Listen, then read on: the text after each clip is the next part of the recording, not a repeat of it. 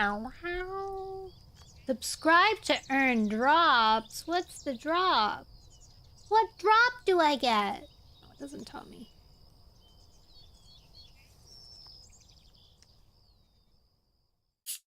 Can't believe it.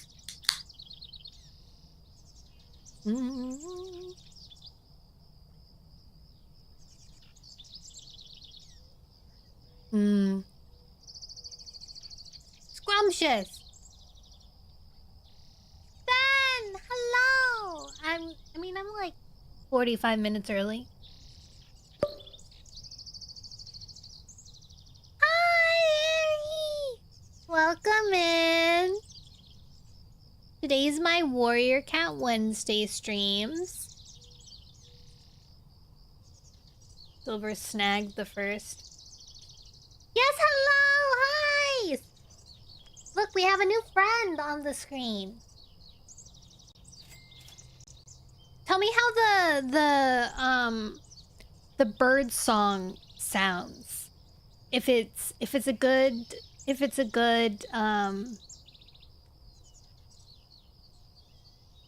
I'm not sure yet. It's good? Okay. It actually comes with... I was like... Oh, I wanted to get a... Oh.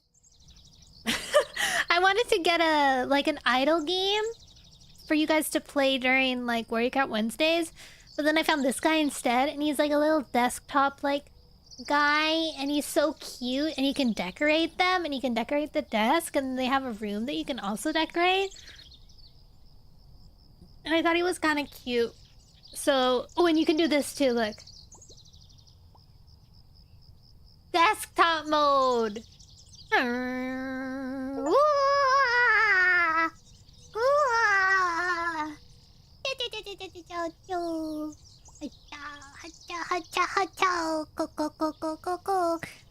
This game is called No Slack Pet. It's kind of like that new game that's going around, like Goge. G-O-G-H, Gog, except it's with cats instead, and it's not as intimidating. Yeah! And also you can like, look.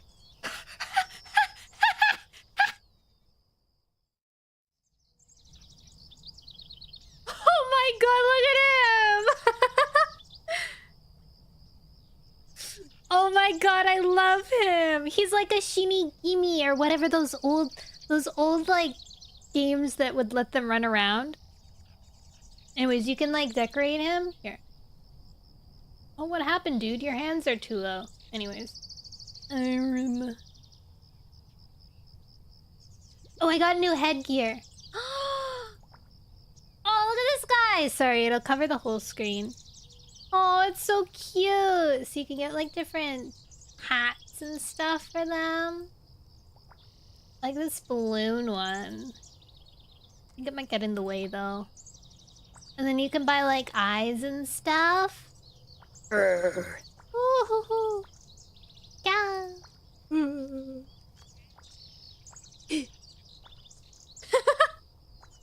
This one's me.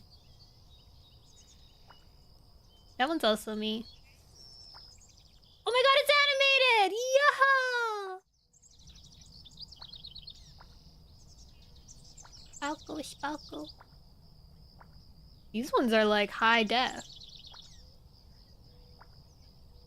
Cute. And you get like different mouths. It kind of reminds me of... Oh my god, the boo-boo mouth! It kind of reminds me of... Fishing? What is it? The fishing game? Thank you for the follow, Mushi! This is your cursor.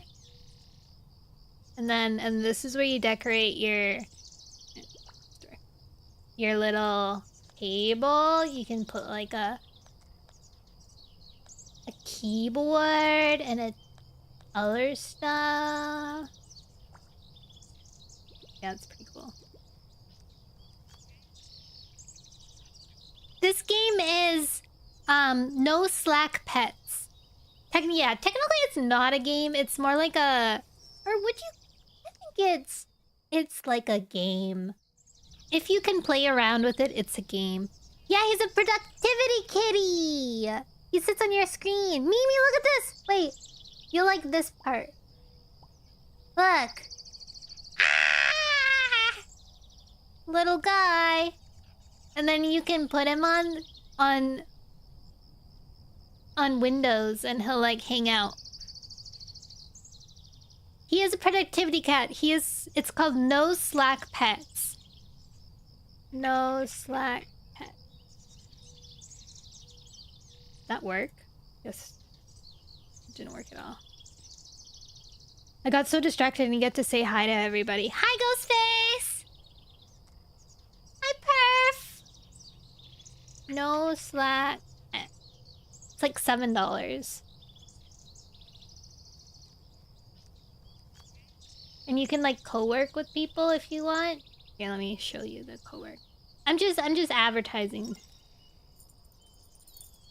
Ooh, I got achievements. Hee hee hee hee, thanks. Oh, we have daily quests.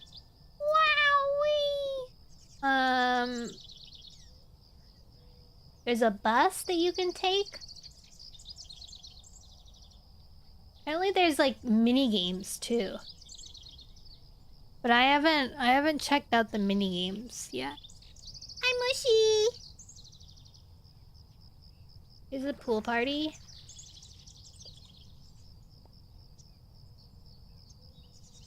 Oh, I'm the only one here! Oh wait, I think this is a crane game. How do I crane? Oh, oh! Wait. What the heck? Why do I suck? Wait! It shouldn't be this hard!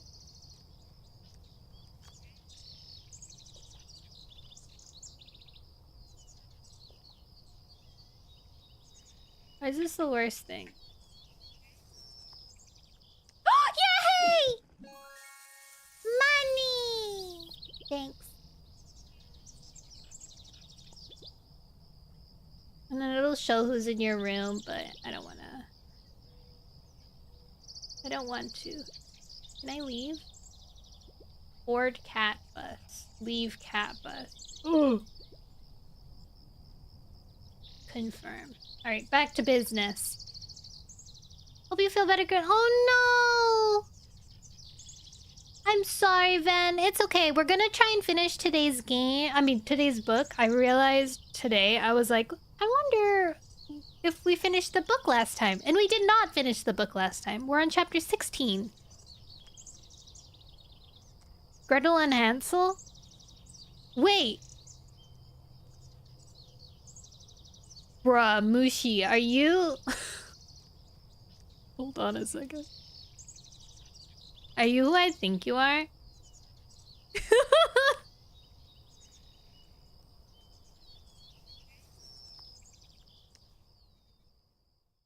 Mushi, answer!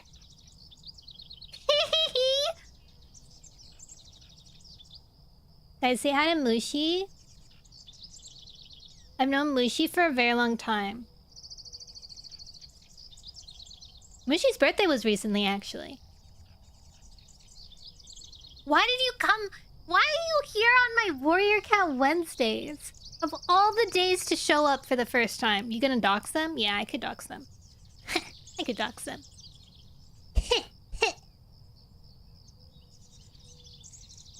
Of all the days. Oh, what I'm gonna be doing is reading. Do I know them? No. They actually know me in real life. I have something in my eyeball. It's not out. I think I'm getting karma because I poked my cat's eyeball today. And now my eyeball hurts. Saying Gretel and Hansel was a very smooth way. Was a very smooth way to out yourself.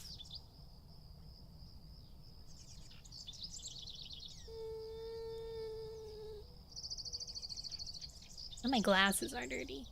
Yeah, I poked my son in the eye today. I was petting his face and then I realized belatedly that I started I started rubbing his eyeball. It's gonna be on Steam soon? No way. Wait. Gretel and Hansel. Oh, I can't spell, I guess. Memories all alone in the moonlight. Where the heck is... Okay. I had to go back to see what you spelled it. Hansel. Gretel and Hansel. It's not on yet. But it's past Halloween. It's past Halloween, so I can't play it. I have to wait an entire year.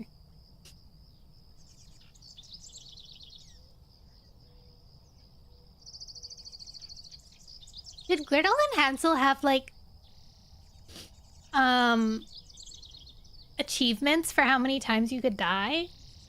Like, there were, like, alternate death ways? Did you finish Baldur's Gate? No, I didn't. I never finished the act. I never finished Act 1. I never got to Act 2. No! I know. I'm too out of it now. I wanna smooch my girl, but I haven't been able to yet. I want to restart, but also I don't want to restart because I added so many mods to it. I guess I could play on... I have a Steam Deck now, so I could play on the Steam Deck. Maybe I could finish it or play it passively there. How do I get him to... I'm gonna get him to stop staring at my mouse. Other. Boss key? Boss key is coming. Press this button quickly. I don't know what that means.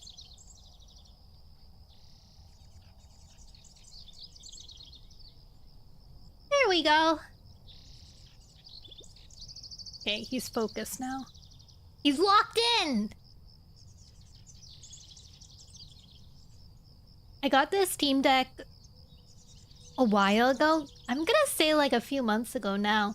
And I've like literally only played Story of Seasons, The Grand Bazaar. That's the only game I've played. I have so many hours in it now. Let me see how many hours. Actually, I need to update it soon. Oh, yeah, you.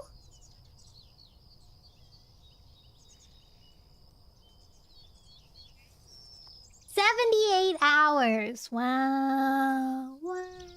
Wow. Alright. Even though Ven isn't here, I must complete my duty to keep reading Warrior Cats. Mushy, enjoy, I guess. Did you ever read Warrior Cats? I don't think you did.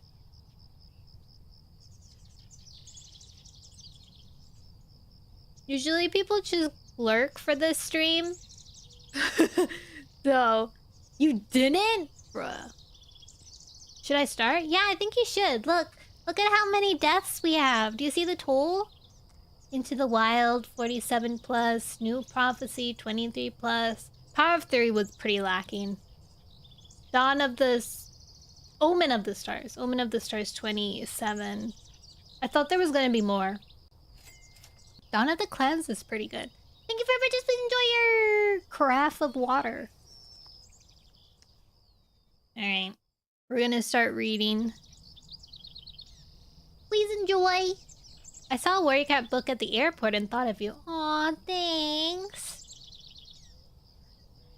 I love being thought of when people look at Warrior Cats. I love it when people send me their Warrior Cat memes. It's pretty funny. Okay. I'm gonna continue reading, or start reading. Usually I do like a previously on Warrior Cats. I don't really remember much of what happened. I think... Let me scroll up.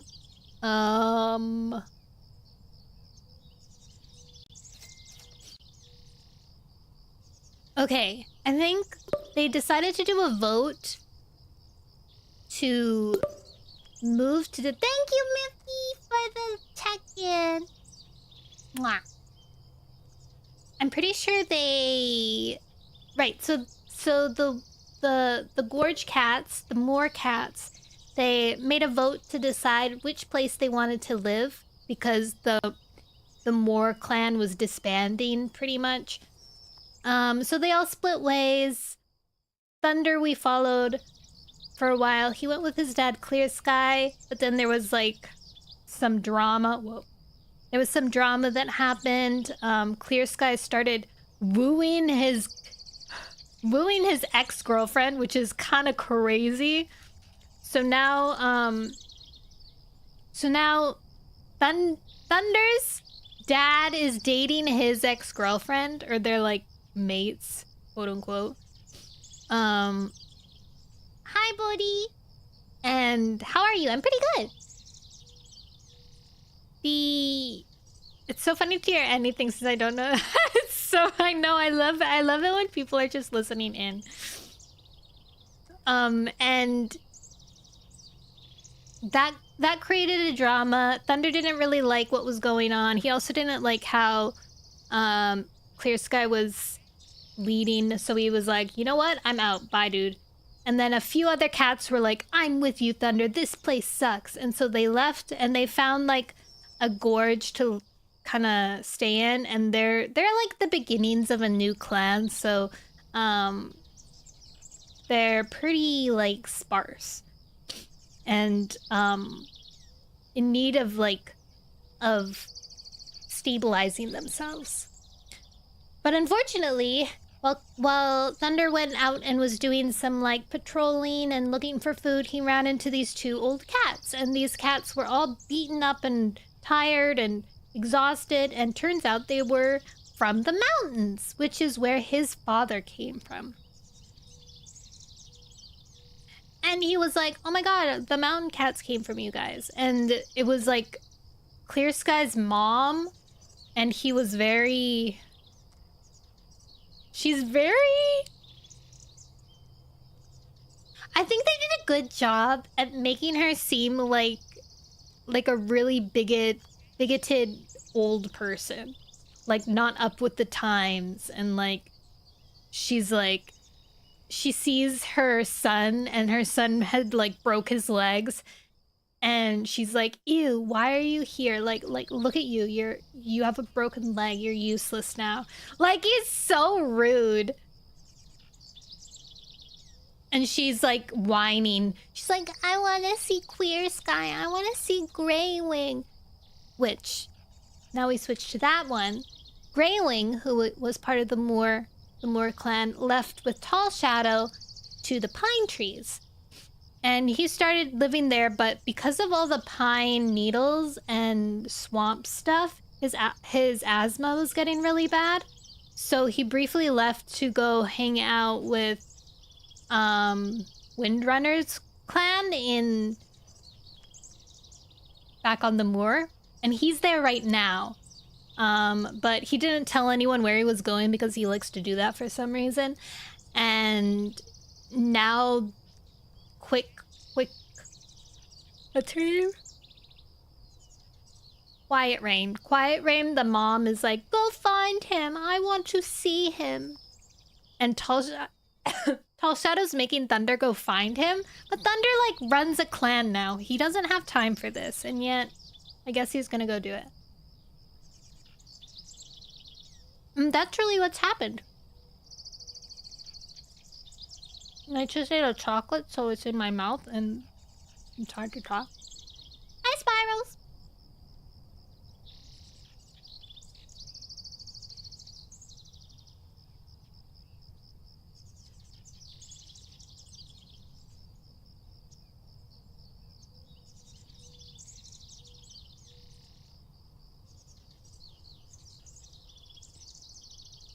What kind of chocolate? It's the Kinder chocolate. Kinder chocolate. The mini Kinder surprise. You know, it's like a Kinder, and then in the middle it's like that soft milk. It was a bag from Halloween. I just bought that. Just bought the entire Halloween bag and I've been eating it. There's 55 in here? I have like 7 left. Whoops.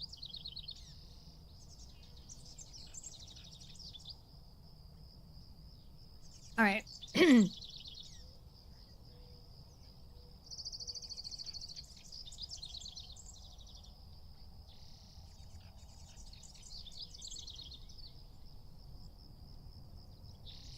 Whoa.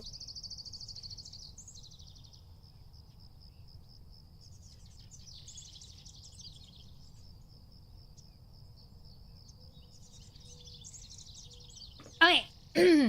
Let's begin. Chapter 16. As usual. Okay, so this one gets a bigger disclaimer because I haven't read for like 3 weeks now. Hi, monkey. So I'll probably stumble quite a bit. But and also I guess technically I haven't like said anything. Hi, Caroline. Maddie, a 10 stream streak. Congrats. Hello. I've only been like named for the past 7 days, so 8 days even. So that's where I am locally. Hi, CJ. Okay. Reading time. I will be very... Thank you for the hydrate. I'll be very... Hopefully I won't mess up too much at first. But, yeah. Thank you for the hydrate and the spirit!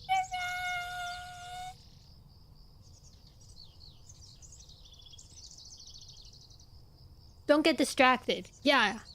Guys, don't distract me. Have you read the Warrior Cats comics? Yes, actually, I have all 3. I have every single one that is out right now.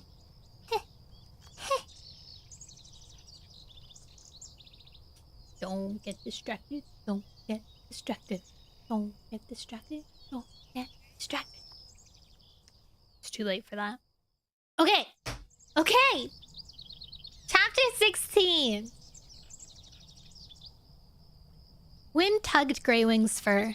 Clouds, heavy with snow, were pushing over high stones, yellowing the pale blue sky. They'd reached the moor by nightfall.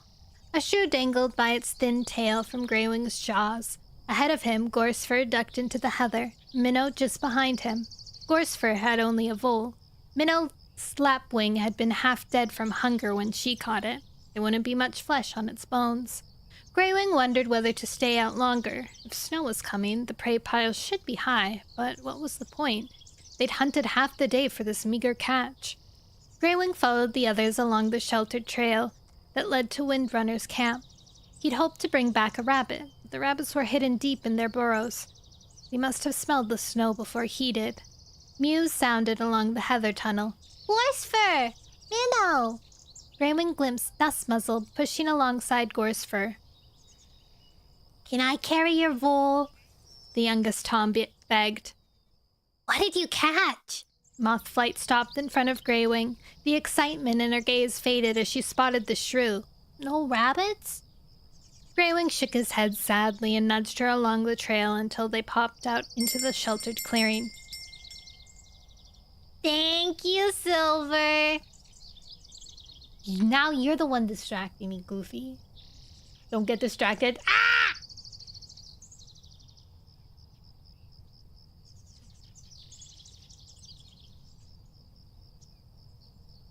Hi, Ra.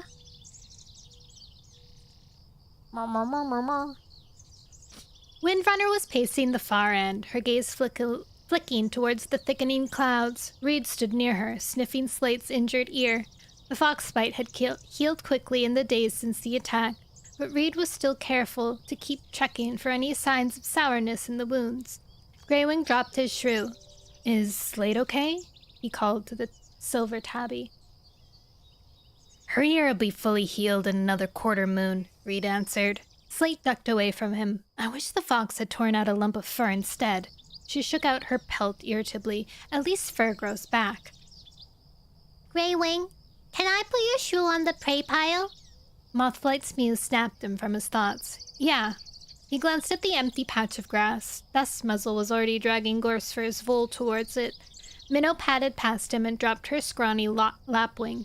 Mothflight grabbed Greywing's shrew and raced over to place it on top. Greywing was glad he could help the moorcats hunt, but he felt guilt prickling in his belly. Surely his campmates in the pine forest needed help too. Greywing's not as fast as he used to be. Jagged Peak's words rang in his ears, and once more he remembered his arguments with his brother and Tall Shadow. You've been giving orders since you came back to camp. Did Tall Shadow really believe that? Perhaps he should return to the clear air. And yet it still rankled? It still rankled that he'd been accused of being weak and of trying to take over as leader. Make up your minds. Tall Shadow and Jagged Peak seemed ready to criticize everything he did. Here on the moor, he was accepted as he was. Windrunner was grateful for the prey that he caught. Slate seemed to enjoy his company, settling down beside him each night so they could talk before they slept and shared their warmth. And, away from the dampness of the forest, his breathing has eased. He felt as though the wind had reached deep into every part of him. He could run faster, breathe more deeply, and sleep more soundly. Pebbleheart would be worried about him, though. Now that Sparrowfur and Owl Eyes had moved to Clear Sky's camp, the young Tom must feel alone. I miss him. Greywing's chest tightened as he remembered Pebbleheart's soft, solemn gaze. I should go home. Slate crossed the clearing towards him. Her thick gray fur rippled as she walked. Maybe tomorrow. Was that all there was? Slate nodded towards the prey pile. Greywing met her gaze apologetically. We were lucky to find that. Snow's coming, and most of the prey is taken into its nests. Slate sighed. Just when we need it most. I'll go out again later, Greywing offered. I'll come with you. We could try the tunnels. Greywing hadn't ventured underground yet. He'd never shared Acorn for his love of hunting in the dark, but they might unearth a rabbit's nest. Slate's eyes glittered with unease. I've never hunted underground. We won't go deep, Greywing promised. His gaze snagged the scoop in her ear where the fox had ripped off the tip. A dark scab edged it. Slate dropped her gaze. How bad is it? You look a bit like an owl, Greywing teased. Slate lifted her muzzle sharply. At least I can still hear. She stared pointedly at Greywing's ears. It's a wonder you hear anything at all. You have so much fluff in your ears. I'm surprised mice don't make nests in them. Greywing nudged her playfully and she began to purr. Windrunner! Dust Muzzle's anxious mew sounded across the clearing. I hear paw steps. Reed tasted the air, his muzzle high. A forest cat's headed this way. Fur bristled along Gorsefur's spine. Windrunner padded cautiously towards the camp entrance. Minnow dropped into a defensive crouch. Can you tell who it is? Greywing opened his mouth and let the breeze bathe his tongue. He recognized the scent at once. It's Thunder. Windrunner pricked her ears. What's he doing on the moor? Gorsefur narrowed his eyes. I thought I smelled his scent while we were out hunting. Minnow nodded. Me too, near the 4 trees, and I smelled more than one cat. Windrunner blinked at the gray and white she-cat. Rogues? Minnow shrugged. They smelled strange. The heather shivered as paw steps headed along the tunnel. Thunder poked his head into camp. May I come in? He glanced at Windrunner. Windrunner dipped her head in greeting. You are welcome. Oh wait, you are welcome. Thunder slid out from under the heather, his orange and white pelt bright against the gray leaf-bare branches. Greywing, you're here! His eyes lit up. I've been tracking your scent. Greywing tipped his head. Why? Surely his own campmate should be hunting for him, rather than Thunder. True. Tall Shadow sent me. Greywing shifted his paws, feeling suddenly guilty. Is she okay? Worry sparked in Thunder's gaze. A chill ran down Greywing's spine. Slash! Had he attacked the camp? He'd assumed that Fern's plan to distract the vicious rogue had worked. She's fine.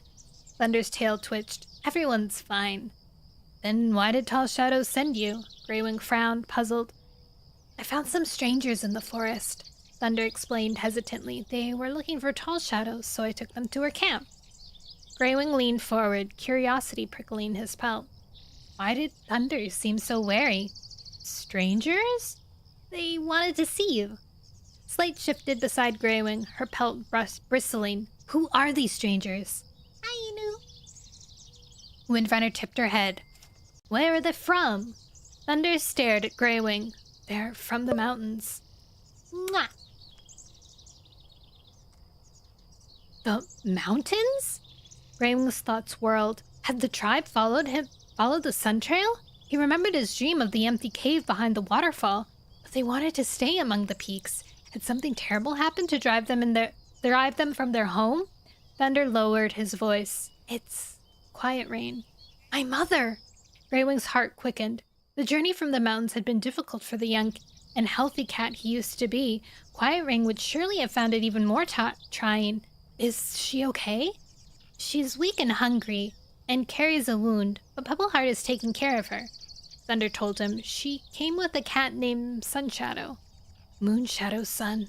Anxiety fluttered in Greywing's belly. What was she doing here? I must go to her, he meowed, heading for the heather tunnel. Wait! Slate called. Who's Quiet Rain? Greywing glanced back at her. She's my mother.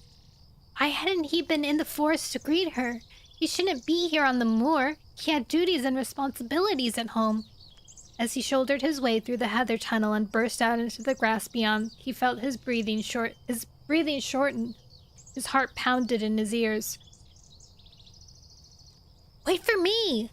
Paws thrummed behind him as he raced across the moor. Thunder caught up with him, panting. Slow down! He puffed. She's not going anywhere. I should have been there. Greywing struggled to speak, fighting for breath. Thunder swerved across his path. There's no use getting there so out of breath you can't even speak to her. Greywing halted. You're right. His chest wheezed as he spoke. Hi, Edie. Let's walk. Thunder fell in beside him. Tiny flakes of snow spiraled from the sky as dusk fell. There would be snowfall by morning. Padding slowly, Greywing let his fur smooth, relaxing until his breath began to ease. Is Quiet Rain's wounds dangerous? I don't know. Thunder answered. Pebbleheart says it'll take a while to heal. Is Clear Sky with her now? If Thunder had found Quiet Rain and Sunshadow in the forest, he must have taken them back to Clear Sky's camp first. Thunder kept his gaze fixed ahead. No. He didn't travel to Tall Shadow's camp with her? He doesn't know she's here. Greywing frowned, puzzled. But you know? I took them straight to Tall Shadow. I'm reading Warrior Cats. A forest divided. I took them straight to Tall Shadow. Greywing could hear stiffness in Thunder's voice. Something was wrong. Why not take them to Clear Sky? We argued. Thunder mewed softly. I left Clear Sky's camp days ago. I've set up my own.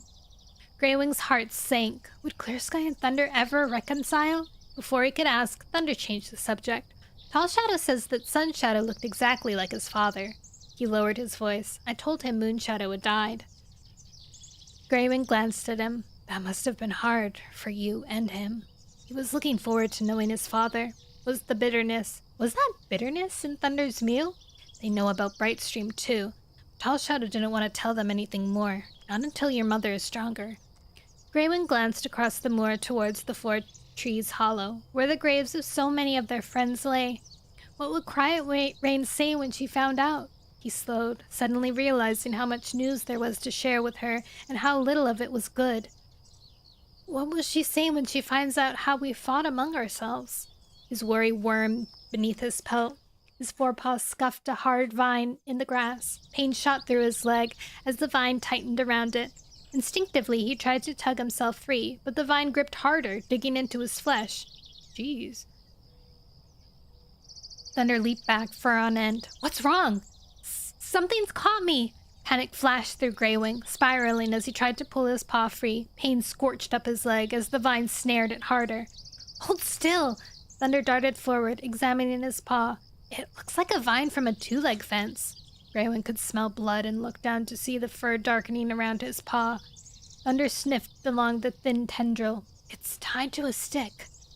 Greywing fought against the blinding pain as Thunder gripped the stick between his jaws and tried to hull it from the ground. He groaned with effort. then fell away, growling. It's stuck fast. I can't move it. Greywing saw him glance wearily across the moor. He guessed what Thunder was thinking. Foxes will smell my blood and come looking for an easy meal. Fear hollowed his belly. I'm trapped like prey. Calm down. Thunder paced around him. We'll find a way to get you out. How? Greywing tugged his paw again, gasping as the vine cut deeper. I know. A mew sounded from the heather behind them. Greywing jerked his muzzle around and saw Fern padding across the grass towards them. Thunder showed his teeth. Who are you? Oh, I forget what voice I gave Fern.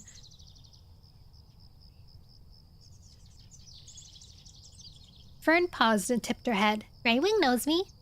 She's Fern, Greywing rasped. Fern circled them, leaving a wide berth between her and Thunder. Thunder's gaze was suspicious, his orange pelt bristling. You know how to free Greywing? He growled. How? Did you set up this trap? Fern purred with amusement. Don't be dumb. It's a two-leg trap for rabbits. If I knew how to set it, I'd never go hungry again. She rolled her eyes at Greywing. I can't believe you were mouse-brained enough to walk into it. Greywing gritted his teeth. Just get me out. You have to stop struggling, Fern told him. She gave a warning look to Thunder, then ducked down beside Greywing's paw. Hold still. Greywing forced himself to keep still, breathing fast against the pain. This might hurt a little, Fern warned. I have to get my teeth around the vine to loosen it.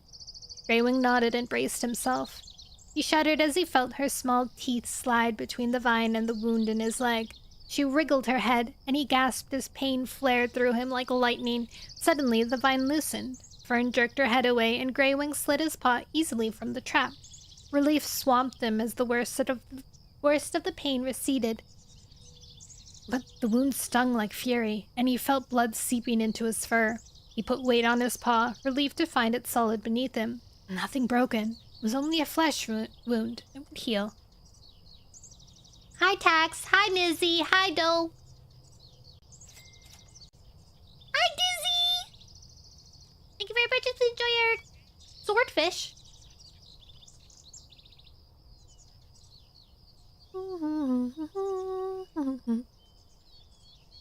Thunder stared at the scarred she-cat. Who are you? Fern caught Greywing's eyes. She's just a rogue, he shrugged. Fern's eyes flashed. Just a rogue? She snorted. I'm the rogue who lied to a murdering Tom just to save your friends. Greywing's ears pricked. You spoke to Slash? He asked eagerly. I promised I would, didn't I? Fern lifted her chin. I told him about the prey and he went to look for it, just like I said he would. He's such a greedy fox. Thunder's eyes were wide. Who's Slash? He's another rogue, Greywing told him. He sent Fern to spy on us. Thunder narrowed his eyes at her. You're a spy? Leave her alone, Greywing told him sharply. Slash is as cruel as One Eye. It took a lot of courage to lie to him. Fern puffed out her chest. She looked like a scrawny pigeon. Greywing realized that she was skinnier than ever. Have you been hunting in the hollow? He asked. Yes. She shrugged wearily, but there wasn't much prey. Come back to my camp, Greywing meowed. When Slash finds out you sent him looking for prey that isn't there, he won't be pleased. He'll be safer with us, and you can share our prey. Thunder eyed him. Tall Shadow might have something to say about that. Not when I explain what Fern has done for us. Greywing began to pad towards the pines. They loomed against the darkened sky, and snow was falling thicker. Pain shot through him with each paw step, but he ignored it. His mother was waiting for him. Fern trotted after him. Can I really come with you? She sounded like a nervous kit. Yes. Thunder fell and stepped beside her. Why did Slash want you to spy on Greywing's camp? Fern shrugged. He doesn't like to share his land with other cats. This isn't his land, Thunder growled. If it was, we'd have seen him before. Where does he come from? We used to live as strays in the two-leg place, but Slash got bored of eating two-leg waste and decided there would be richer pickings out here. Fern gazed across the fast-whitening moor. Slash doesn't like to admit when he's wrong. Stranger Things, hi! Sippy.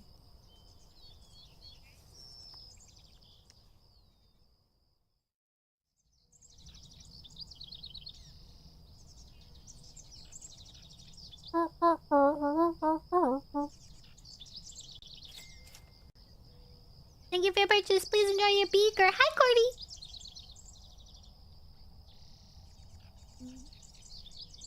Why do you stay with him? Thunder's gaze flickered over her knotted fur and scars. Fern stared ahead. I have no one else. Not even kin? Surely. Greywing cut in. Leave her alone, Thunder. Thunder shrugged. Okay. He nodded towards Greywing's paw. How does it feel? It hurts, Greywing told him. Pain throbbed where the vine had sliced through his flesh, but Pebbleheart will know which herbs will soothe it.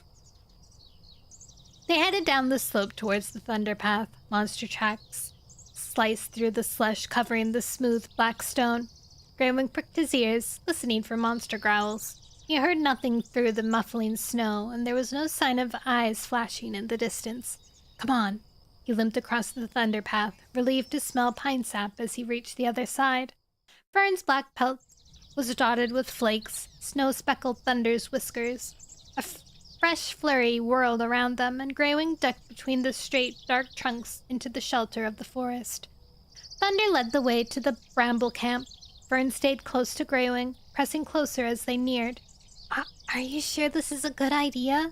She whispered as the ring of brambles loomed ahead of them. Familiar scents filled the air. You'll be fine, Greywing promised her. Skirting the camp wall, he followed Thunder through the entrance. He scanned the wide clearing. Quiet rain? His heart swelled with excitement. Mudpaws looked up from the prey pile, where Mousehare was sifting through the day's catch. Tall Shadow and Jagged Peak sat in the shelter of the camp wall, their heads close as they shared words. Tall Shadow spotted Greywing. You're back! Relief flooded her mew. I'm sorry I stayed away so long. As Greywing dipped his head, Dew-Nose's voice sounded from the large den at the far end of the clearing. Holly, can we play in the snow? Tomorrow, Holly's voice answered. It's time to sleep now. Greywing blinked, impressed at the den she built while he'd been away. Another den jutted from the side of the camp. Greywing opened his mouth and tasted a sharp tang of herbs billowing from it. Greywing? An old mew rasped from beside it. Lying on the ground, her speckled gray pelt camouflaged against the snow-fleckled needles, was Quiet Rain. Greywing hurried towards her, wincing at the pain. Joy flared in his chest. He thought he'd never see her again, but here she was, in his new home. She struggled to get to her paws as he neared, but slumped back weakly. She was so thin now. Thick green pulp was smeared on the top of her hind leg. Her eyes shone as they met his, but he could see the exhaustion in their blue depths. Mishu! Hello, Mishu! Welcome in! How was your stream? Mishu!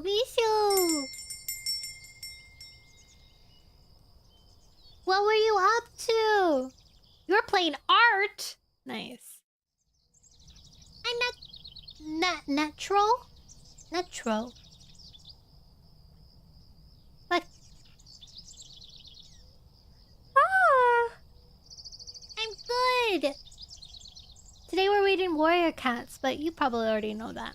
We're almost in the chapter. Let me finish the chapter really quickly, and then I'll say hi. You were crafting? Hi, Zai. Zay, what were you crafting?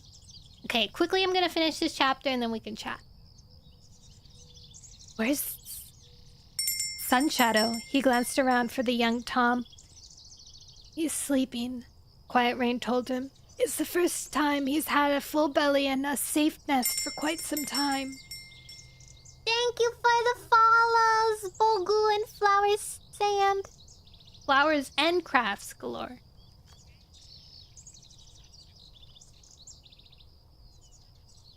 Greywing blinked anxiously at his mother. Are you okay? The tang of herbs filled his nose. Thank you, Ahak. My goodness. So many of you. Hello. Mishu raid. Anton. Oh my gosh, it's like a reunion. Anton. The hawk. Thank you for your purchase. Please enjoy your bamboo.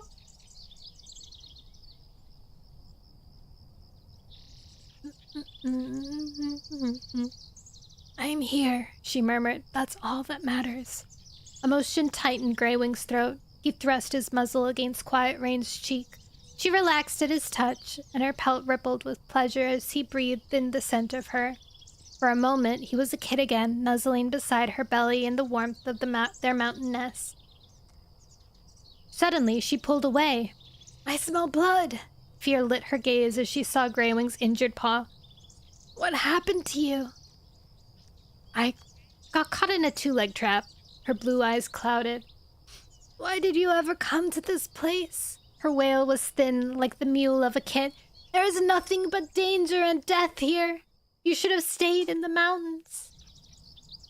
Hi, Anthony. Your VTuber's so cute. Thank you. Okay, that's the end of the chapter. Hello, everyone from Misha's Raid. My name is Nono Noelle. Today we're reading Warrior Cats because it is Warrior Cat Wednesday, in which I read Warrior Cats. We're on the 1, 2, 3, 4. We're on the 5th series. 5th book? Wait. No way. We're not on the 5th book. Is the forest divided the 5th book? Maybe it is. Huh. What were you crafting, Mishu? Yeah, let's collect some goodies. Probably. You may call me Pause. Hi, Pause. Nice.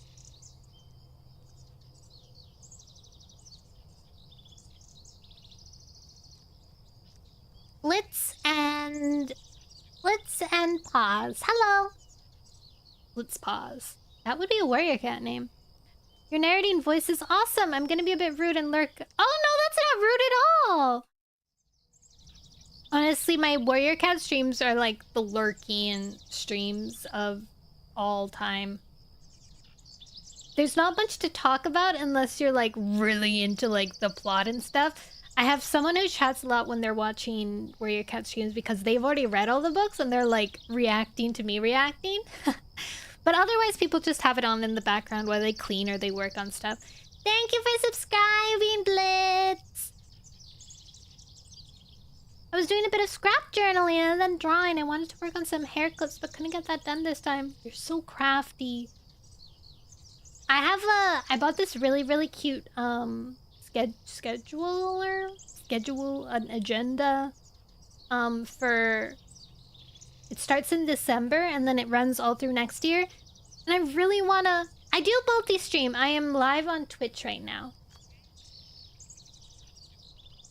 as well as YouTube, but I don't know what to put in it. I'm like, I guess I'll put like my work days in it. I don't really do much, but I want to use it. I don't know what else I would put in it. Maybe I can like plan like to clean on certain days. Did you make the VTuber? I did not draw her, but I did make her move. So I'm the one that rigged her so that she can move how she is currently moving. Mods are blowing up your phone? Why? What are you... Why? Something must be going on. Ow.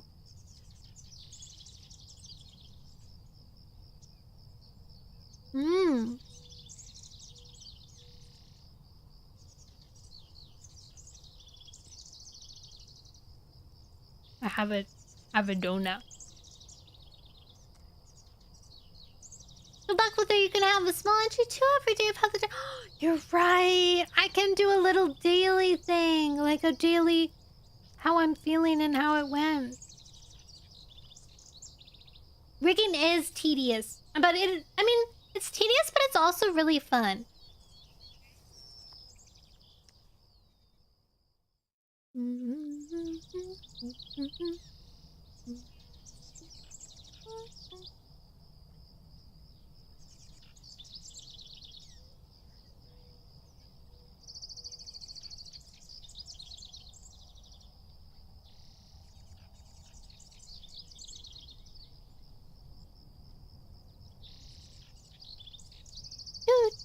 Rockin' Robin. Many moving num-noms. I am moving well.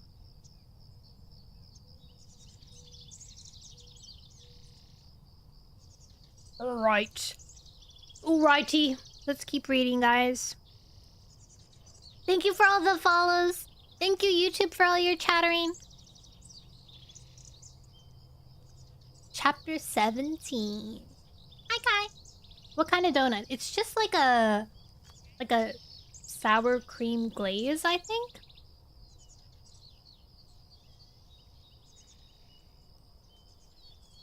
Thank you, Mishu. Thunder watched Greywing lean close to Quiet Rain, trying to comfort her with soft purrs as flakes of snow drifted through the thick pine canopy, settling on their pelts. She'd wailed like a kid, though Thunder couldn't make out her words. Perhaps sleep in a good forest prey will ease the old she-cat's distress. He dragged his gaze away and surveyed the camp. Should I leave now? Unease spiked in his pelt. Mudpaws and Mouseear were staring suspiciously at Fern. Tall Shadow's gaze flashed in the half-light. Jagged Peak's pelt was rippling across his shoulder. You should stay until he knew she'd be welcome here. Fern shifted beside him. Maybe I should go. Just keep your fur flat and look friendly, he whispered. That's easy for you to say, she hissed back. These cats know you. Tall Shadow was the first to approach. She padded across the clearing, chin high. Who's this? Fern dipped her head. I'm Fern. She meowed politely. Greywing said I could come back to the camp with him. Tall Shadow's ears twitched. Did he? No, I cannot make my model bald. Fern glanced at the entrance. I can leave if you like. No. Tall Shadow's gaze moved slowly over the black she-cat. If Greywing said you could come, he had a reason. Jagged Peak limped towards him. Has Greywing been rounding up strays? I'm a friend. Fern's eyes sparked indignantly. Should I tell them about Slash? Thunder glanced at Greywing. No, let Fern tell them if she wants, or Greywing. It's none of my business. Holly padded from her den, exchanging looks with Mudpaws and Mouseear as she passed them. Stormpelt and Dunose raced behind her, Eaglefeather at their heels. Fern silently met Holly's curious gaze as the she-cat stepped in front of her. Thunder could feel her trembling. Her pelt's all knotted. Juno scrambled to a halt. Is she another mountain cat? Stormpelt asked. What are those scars? Eaglefeather paced around Fern, sniffing her pelt.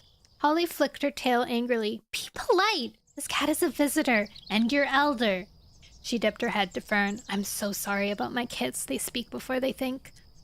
They have spirit. Fern meowed stiffly. They'll grow into fine hunters. Holly puffed out her fur proudly. Jagged Peak narrowed his eyes. You say you're a friend. Can you prove it? Holly glared at her mate. This poor cat is half starved. Let her prove her friendship when she's rested and eaten.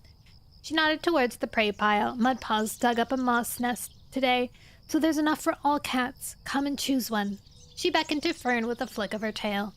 Yes, Tall Shadow agreed. Eat and rest, Fern. We can talk in the morning. Jagged Peak rolled his eyes. Are we going to take in every stray that walks into camp? Thunder curled his claws into the snow. Why not? Strays are no less loyal than mountain cats. He thought of Milkweed and Pink Eyes. They brought prey home whenever they could. Even Leaf, despite his temper, hunted for his campmates before himself. Jagged Peak snorted and turned away as Holly led Fern to the prey pile. Dunose, Eaglefeather, and Stormpelt bounced after them. I can help groom the knots from your felt fur, Dunose squeaked. I'm great at catching fleas, Stormpelt boasted. Do you want me to catch yours? Fern glanced at the kit. I'm not sure I have fleas.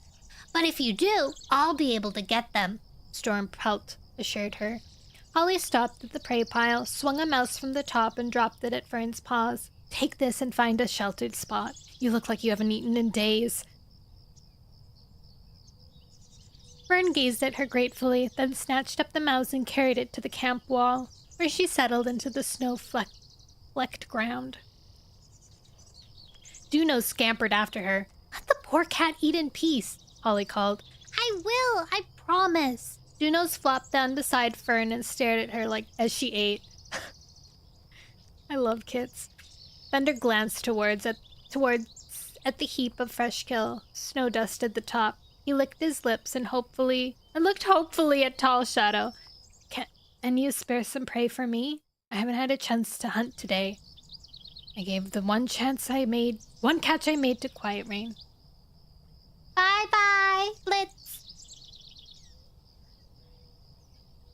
Of course, she blinked at him kindly. I haven't thanked you for bringing Greywing back to us. That's okay.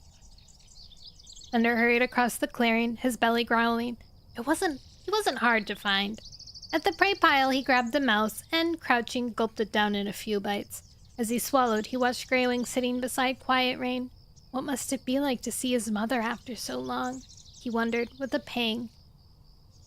How he'd feel if Storm suddenly padded from between the trees. I want to see clear sky! Quiet Rain's querulous meows. It's right there in front of your face. Hi, Exo.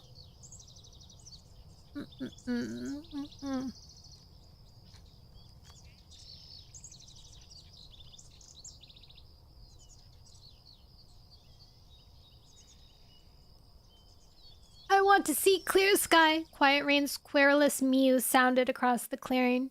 Greywing's gaze swept around and stopped at Thunder. Will you get your father? Thunder froze, the mouse suddenly sitting heavy in his belly. Why is he being the fetching cat? Now? Dusk had given way to night. Beyond the forest, the snow would be falling heavily. You only have to cross the Thunder Path, Greywing pressed. But I don't want to see clear sky yet. Fur bristled along Thunder's spine. He pushed himself to his paws and glared at Greywing. Can I speak with you in private? Greywing straightened and padded towards Thunder. What's wrong? Thunder lowered his voice. I told you I left Clear Sky's camp, he hissed. That wasn't easy to do. I'm not going back this quickly. I'm not asking you to live with him again. Greywing's gaze hardened. Just to get him. Send some other cat. Thunder glanced around at the camp. Mudpaws and Mouse Ears were sharing tongues. Tall Shadow was sitting in the clearing, watching Fern as she ate beside Holly and the kits. Pebbleheart was sniffing at Quiet Rain's wounds while Jagged Beak paced outside his den. Greywing flattened his ears. Quiet Rain is your kin. She is kin to us all. Clear Sky is your father. You should be the one to tell him. No! Thunder growled. I've spent all day taking cats from one camp to another. I'm tired. Stop acting like a kid. Greywing snapped. Clear Sky will want to know that Quiet Rain is here. He'll be grateful you told him. It might put an end to your conflict. Thank you for the follow the night. Thunder glared at Greywing. And what if I told you I don't want to put an end to it? There's no time to sulk. Greywing lashed his tail. My mother is sick. Her wound is serious. You can quarrel with your father another time. Go and get Clear Sky while Quiet Rain's still well enough to talk. Oh my god, dude.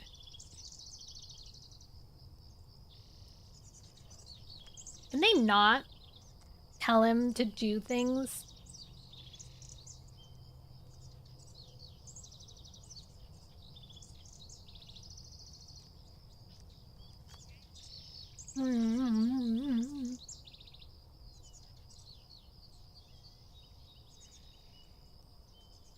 Your donut's really yummy.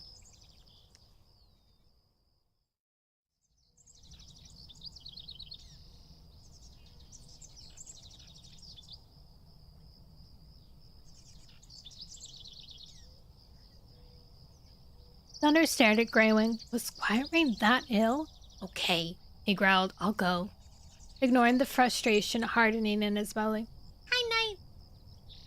He headed for the camp entrance. At least he'd had something to eat. Clearing the camp, Thunder hurried between pines creaking under the weight of snow. He scanned the shadows until he reached the Thunder Path. It cut a dark gorge between the neat pines and rambling oaks. No fresh monster tracks showed in the thick snow, and he crossed the path easily and slipped into the forest beyond. Irritation still itched beneath his pelt. Greywing could have sent someone else.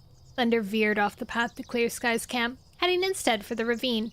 He had his own cats to take care of, and he'd made a promise to Milkweed that he'd be back by nightfall. He'd check on them, then he'd visit Clear Sky.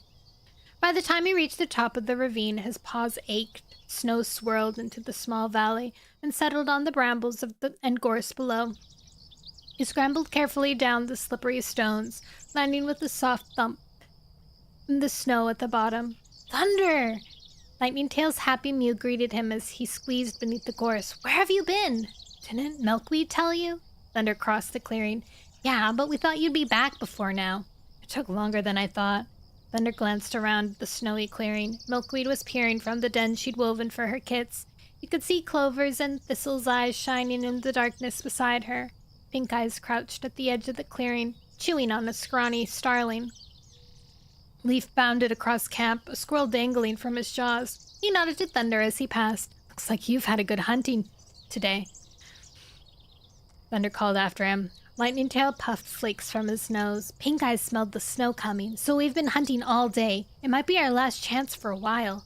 He flicked his tail towards the prey pile, which was nearly as full as the one at Tall Shadow's camp.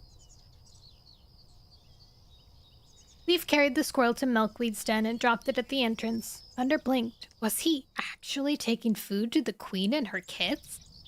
Thanks, Leaf. Milkweed blinked gratefully from the shadows and hauled the squirrel into the brambles. Do you want to come in and share it? If there's room, Leaf answered. Leaves rustled and Milkweed and the kids squeezed together, and Leaf slid inside.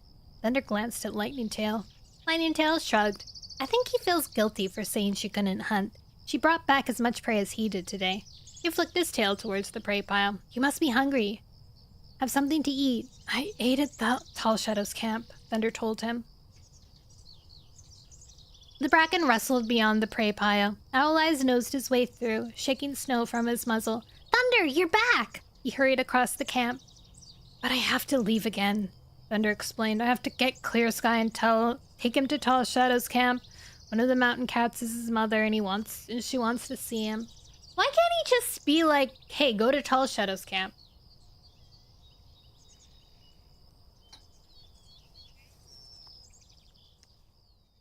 Cloudspots had pushed through the break-in now. He looked at Thunder, blinking in surprise. Quiet Rain came all the way from the mountains just to see him? Thunder shrugged. She wants to see Greywing and Jagged Peak, too. Lightning Tail swished his tail over the snow. I'll travel to Clear Sky's camp with you. Thunder shook his head. I want you to guard the camp. There might be hungry foxes around. Then Lightning Tail should go with you, Owl Eyes urged. We'll be okay. Pink Eyes can smell a fox as far away as the moor. And Leaf and Milkweed will help me protect the kids if there's trouble. Thunder stared at the young Tom's eager eyes. Okay. You can trust me to keep the camp safe. Puffing out his chest, Owl Eyes trotted away and sat down beside Pink Eyes. We should leave now, Thunder told Lightning Tail. Clear Sky's mother's sick. We can't waste time. Lightning Tail stared at him. Why did you come back here first? I promised Milkweed that I would. Thunder avoided his friend's gaze. But the black cat had clearly guessed that Thunder was reluctant to return to his father's camp. Don't worry, he meowed, nudging Thunder's shoulder with his nose. We'll just tell Clear Sky about Quiet Rain and escort him to Tall Shadow's camp. It's the right thing to do. I know. Thunder muttered wearily. I just wish some other cat could do it. He headed for the gorse and wriggled underneath. Thorns scraped his pelt and snow showered onto his muzzle as he emerged onto the other side. He climbed the rocks to the top of the ravine, pausing to let Lightning Tail catch up, then headed into the forest. They made the trek to Clear Sky's camp. Thunder's ears were pricking for foxes. Lightning Tail's gaze was fixed on the forest floor as he picked his way over snow-covered roots and fallen twigs. By the time they reached the bramble wall that shielded Clear Sky's camp from the forest, Thunder was cold to the bone. He paused at the entrance and turned back to Lightning Tail. Let's make this as quick as we can. Lightning Tail nodded and Thunder nosed his way into the camp. The clearing was empty. Soft snores sounded around the edge. Thunder? Acorn first sat up in her nest. What are you doing? The young she-cat's mew trailed away as she caught sight of Lightning Tail. Have you come back? Hope flashed in her gaze. No, Lightning Tail told her softly. Acorn Fur's ears twitched irritably. Then why are you here? We have a message for Clear Sky, Thunder told her. Nest rustled around the clearing, and eyes blinked from the darkness. Is that Thunder? Blossom nosed her way sleepily from beneath the hollow. Alder and Birch hopped from their nests beneath the bramble. Nettle, Quickwater, and Sparrowfur padded from the shadows into the snowy clearing. What do you want? Birch eyed Thunder suspiciously. I hope you haven't come to recruit more cats, Nettle growled, because none of us are joining you.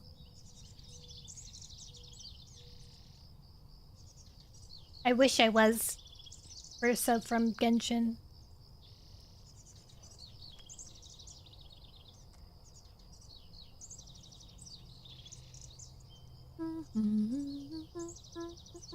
Thunder narrowed his eyes and lifted his chin. I'm just here to get Clear Sky. He'd been prepared for Clear Sky's anger, but not for the hostility of his former campmates. Sparrowfur patted forward. How's Owl Eyes? He's fine. Thunder told her. I left him guarding our camp. What about Pink Eyes? Well, some tortoiseshell splotches stood out against the snow. Lightning Tail moved beside Thunder. He likes his new home. He's happy there. He was happy here, Alder muttered. Thunder returned her gaze. So why did he leave? Lightning Tail stepped between them. We didn't wake you for gossip. We came to get Clear Sky. Thunder glanced towards the oak roots where Clear Sky's nest lay. It was empty. Ew. Sorry. He and Starflower made a nest up in the break-in. Acorn Fern nodded towards the steep mud bank and the shadows beyond. Clear Sky! Thunder raised his voice. He stiffened as the break-in rustled and Clear Sky's gray pelt showed in the shadows. What do you want, Thunder?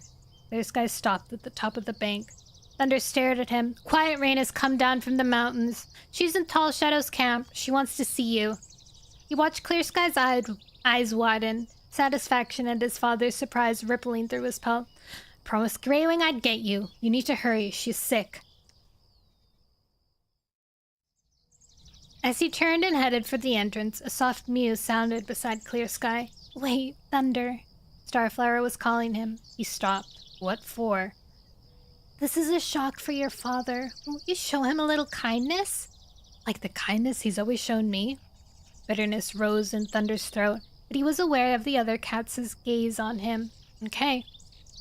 He waited as Clear Sky scrambled down the bank. How sick is she? Clear Sky stopped beside him. Thunder avoided his gaze. He didn't want to feel sorry for his father. Good night, Heaty. Sleep well. She's half-starved and has a wound on her hind leg. Pebbleheart's treating it, but he says the infection has gone deep. Starflower jumped down the bank. I'm coming with you. Thunder stiffened. The she-cat smelled different. Uh-oh. She's pregnant. How is she getting pregnant? Oh my god. Clear Sky is just... Clear Sky has made 3 different cats pregnant.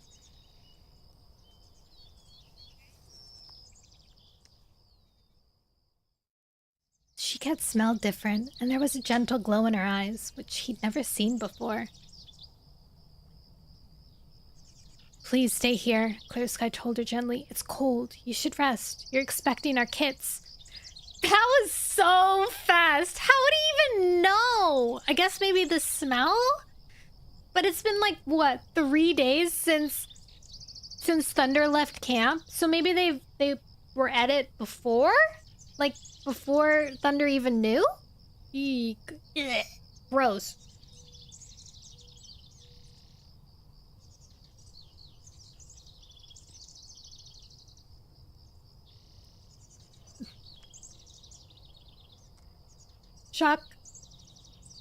Shock stabbed like icicles into Thunder's chest, expecting his kits.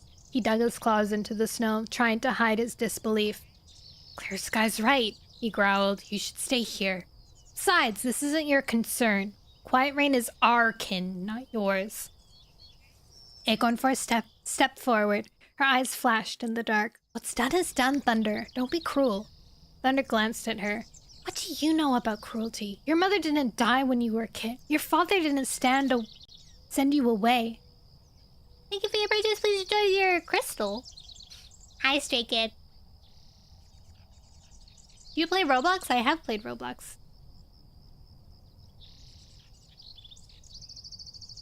Come on, Lightning Tail murmured in his ear. We're wasting time.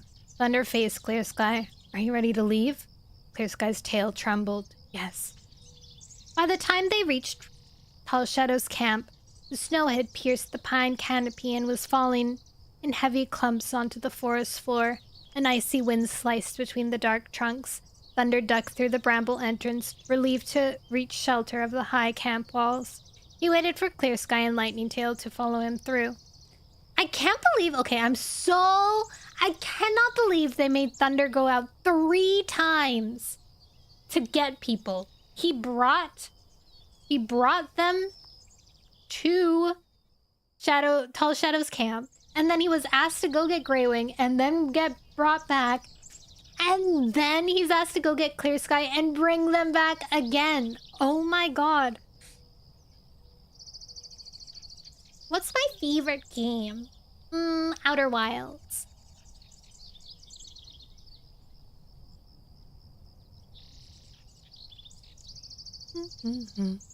By the time they reached Tall Shadow's camp... Okay, I already read that one. He waited for Clear Sky and Lightning Tail to follow him through. The clearing looked deserted. The cats must have taken their nests to escape the cold. Only Greywing lay in the open. He was curled into a ball outside Pebbleheart's den. Snow flecked his pelt.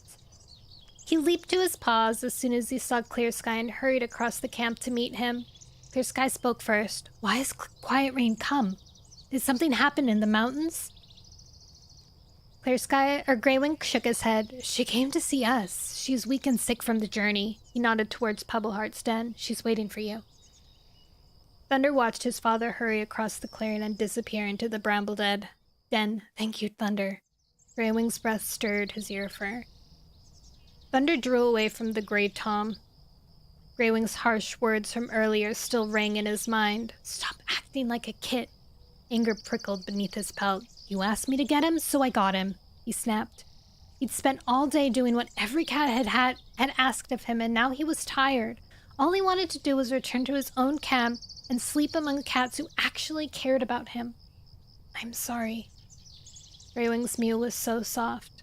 Thunder looked at him in surprise. I was too hard on you earlier, Greywing admitted, but I was worried, and I needed Clear Sky to see Quiet Rain before she... He stopped, his gaze glittering with fear. Did Greywing think his mother was dying?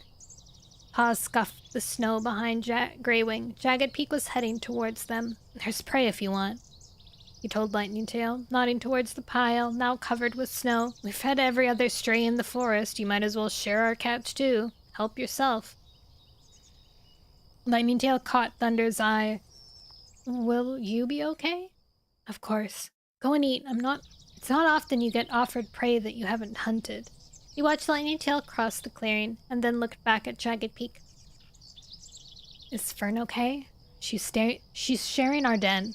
And Sunshadow? Jagged Peak nodded towards the camp wall. Is this VR? Nope.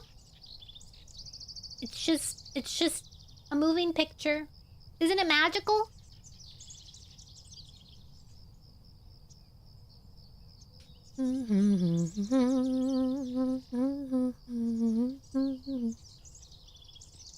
Thunder could make out a dark shape huddled beside Mudpaws and Mousiear in a nest of pine branches. He ate 2 mice and fell asleep. He hasn't moved a whisker since dusk. Thunder nodded, satisfied. Quiet Rain has all her sons around her now. Once Lightning Tail is eaten, we will return to our camp. Don't you want to wait and see how she is? Jagged Peak asked. She's your kin, too. Thunder snorted. Clear Sky is hardly my kin. Why should Quiet Rain be any different? Jagged Peak's eyes glittered in the darkness. It's easy to be angry, Thunder, but anger achieves nothing except heartache. Have some pity. This must be hard for Clear Sky. Only because he'll have to admit to her how much trouble he's caused. Greywing moved beside him. It's hard for all of us. Jagged Peak nodded solemnly. We came from the mountains in search of a good, safe home. That's what Quiet Rain expected to find when she got here. But all we have to tell her are stories of battles, sickness, and death. This isn't what any cat wanted.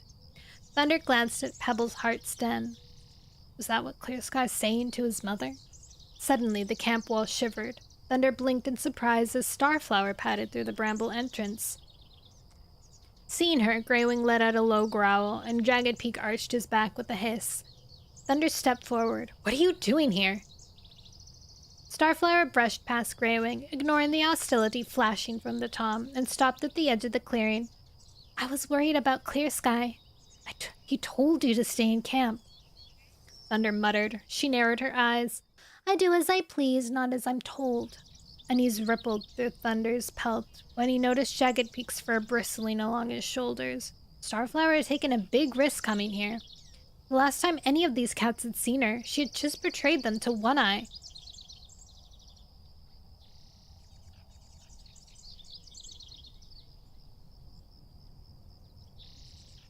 He moved closer to her. "You should leave," he hissed in her ear. "I'm staying," she snapped. Jagged Peak glared at the she-cat. "Why do you care about Clear Sky?" "I'm his mate," Starflower told him. "And I'm expecting his kids. I have a right to be at his side when he needs me." Thunder felt air crackle with tension as she met Jagged Peak's gaze. "Greywing, Jagged Peak!" Clear Sky thrust his head from Pebbleheart's den. "Quiet Rain wants..." He stopped as his gaze reached Starflower. She returned it, her luminous eyes like stars in the gloom. Clear Sky tugged his gaze away. "Quiet Rain wants to talk to us." He nodded to Jagged Peak and Greywing, and ducked back inside.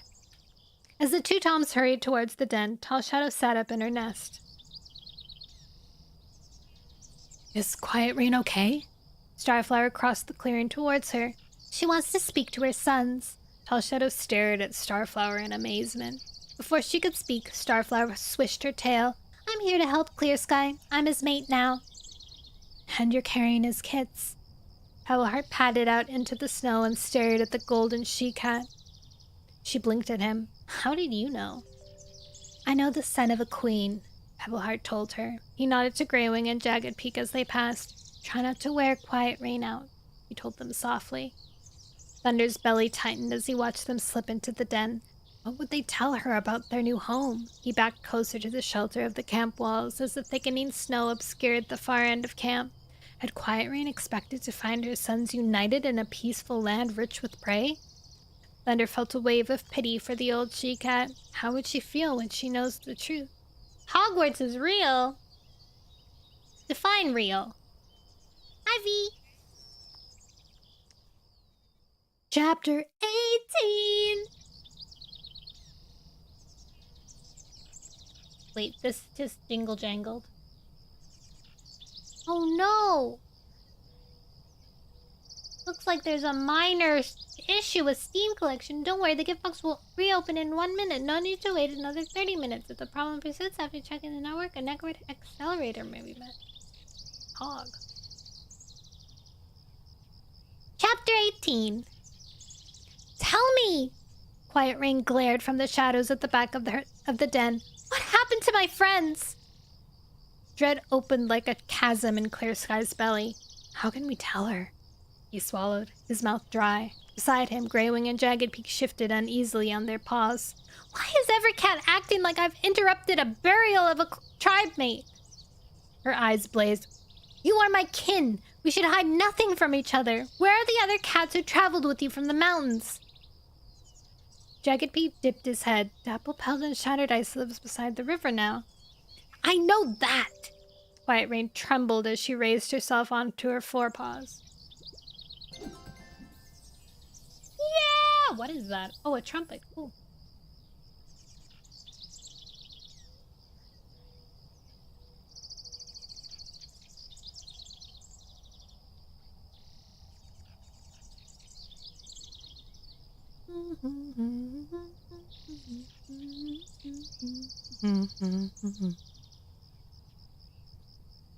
Quickwater lives in the forest with me. Clear Sky offered. Acorn Fur too. Quiet Rain eased herself back onto her belly, her breath fast from the effort of moving. Who is Acorn Fur? One of Hawkswoop's kits. Clear Sky's throat tightened as he realized what her next question would be. Hawkswoop? Hope already flashed in Quiet Rain's eyes. Where is she? Clear Sky dropped his gaze. She died.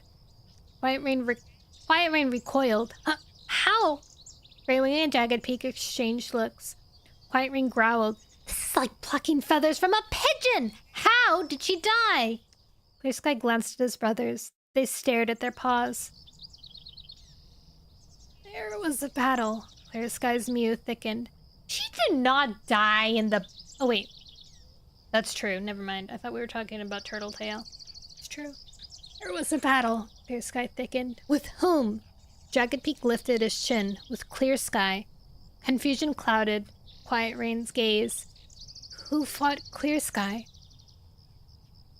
Greywing flattened his ears. I did. We all fought. Jagged Peak put in. I don't understand. Quiet Rain's eyes glistened with distress. You fought each other? Jagged Peak blinked slowly. When we first arrived from the mountains, we lived in one group. But some of us wanted to live on the moor and some in the forest. So Clear Sky took some cats to the forest with him. We stayed on the moor. And we lived in peace until... Clear Sky's heart quickened. Was Jagged Peak planning to blame him for the battle? He interrupted.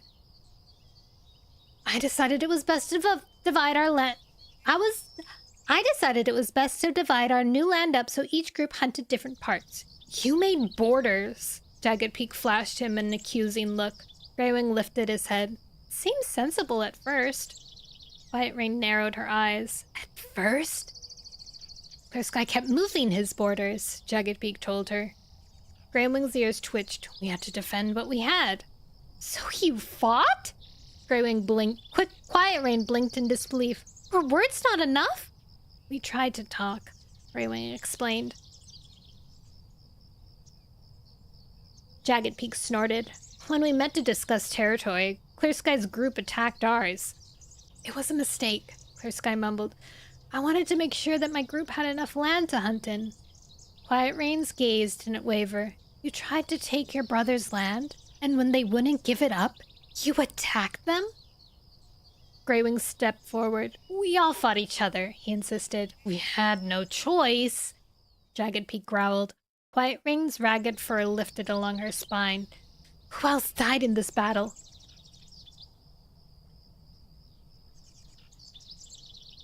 Jackdaws cry? Greywing mewed softly. And Falling Feather? Clear Sky stiffened. Would Greywing tell Quiet Rain that her brother and sister had killed each other? His breath caught in his throat as Greywing went on. The rogues fighting with us were more vicious than we expected. They were willing to fight to the death. Relief watched Clear Sky's pelt. Thank you, Greywing. Did one of these rogues also kill Turtletail? Quiet Rain demanded. Greywing's eyes clouded. She was killed by a monster before the battle. His shoulders slumped. It was an accident. And Shaded Moss? Quiet Rain's mew weakened. Another monster. Jagged Peak told her.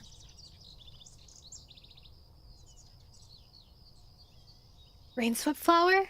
Clear Sky froze as his mother spoke. Rainswept Flower. Guilt hollowed his belly as he remembered his killing blow. He glanced desperately at Greywing and Jagged Peak. Don't tell Quiet Rain the truth. Jagged Peak's eyes glittered in the shadows. Fear flooded Clear Sky's pelt as the Grey Tom lifted his muzzle. She was killed in the battle. Greywing flashed a warning look at Jagged Peak. Quiet Rain's gaze sharpened. Why are you looking at each other like that? She narrowed her eyes. What are you hiding from me now? Can't lie to your mom. Clear Sky stepped forward, trembling, and raised his chin. It would be better for Quiet Rain to hear it from him. Hi, Damon. I killed her, he confessed. You? Quiet Rain stared at him. Clear Sky forced himself to go on. I was mad with rage. I wasn't thinking straight. You killed your tribe mate? Quiet Rain's gaze fixed on him like a hawk's. It was a battle. Greywing meowed softly. None of us were thinking straight. Quiet Rain jerked her head around. Get out, Greywing! Greywing blinched. Jagged Peak too. Quiet Rain dragged her gaze back to Clear Sky. As Greywing and Jagged Peak slunk from the den, Clear Sky backed away from his mother. His heart twisting. Disgust burned in the blue depths of Quiet Rain's eyes. I'm sorry, he whispered. Outside, he could hear Starflower's anxious mew. Where's Clear Sky? He's still talking to Quiet Rain. Greywing told her gently. What about? Ori sharpened Starflower's voice. What's it got to do with you? Jagged Peak huffed. Starflower hissed. He's the father of my kits! Clear Sky longed to flee the den and press his nose deep into Starflower's fur. Instead, he dragged his gaze back to meet his mother's. Her scrawny body was trembling. Fever glistened on her muzzle. Froth showed at the corners of her mouth. Should he call Pebbleheart? But fury was burning in her eyes, stronger than any sickness. I did not think I could raise a kit to kill his tribe mates, she hissed. You don't understand what it was like. Sky felt the words rise from his throat like the pitiful wail of a kit. We were in a strange land where the rules of living were different from what they'd been in the mountains. We had no stone teller to advise us. I thought I was doing the right thing. To turn on your kin and your tribe mates? Quiet Rain snarled. To slay them? Clear Sky leaned close to his mother. I made a mistake, he groaned desperately. You have to forgive me. You're my mother. Kane sliced his nose as Quiet Ring lashed his muzzle with her paw. Oh, snap! He ducked away, staring in disbelief at her. This was the cat who had suckled him at her belly. She had watched him bring back his first prey to the cave with eyes shining with pride. Now she stared at him with cold eyes. I wonder why, Clear Sky. I wonder why.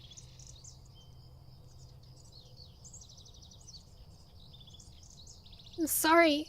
The words choked from his throat. You are no kin of mine. Quiet Rain curled her lip. Get out of my sight. I never want to see you again.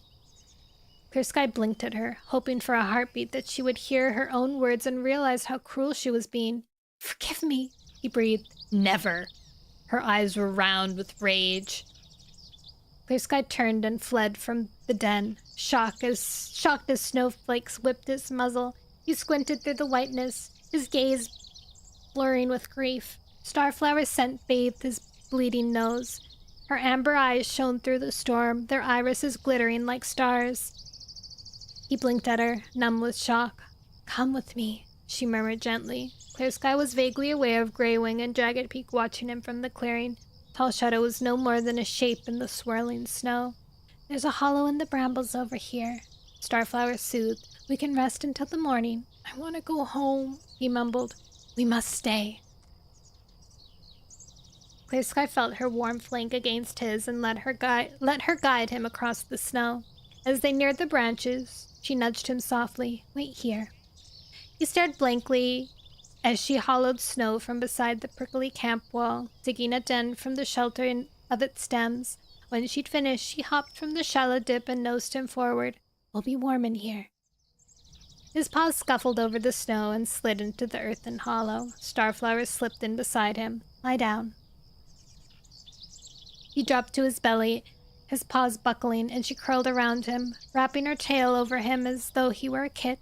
Her gentle purr throbbed against his trembling flank. Her warmth slowly seeped through his pelt. Like snow melting, his thoughts cleared. Am I a monster? He whispered hoarsely. No. Starflower's whisper was firm. You're a hero and a leader. You make the tough decisions that other cats fear. There is no shame in that. His heart ached and he pressed hard against Starflower. He felt her tongue lapping his cheek. Closing his eyes, he let the warmth of her lull him to sleep. I hope that she's right.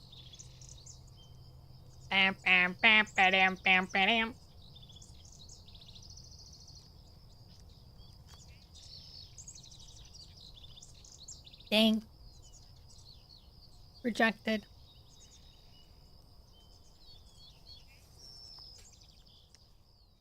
It's what he deserves, though.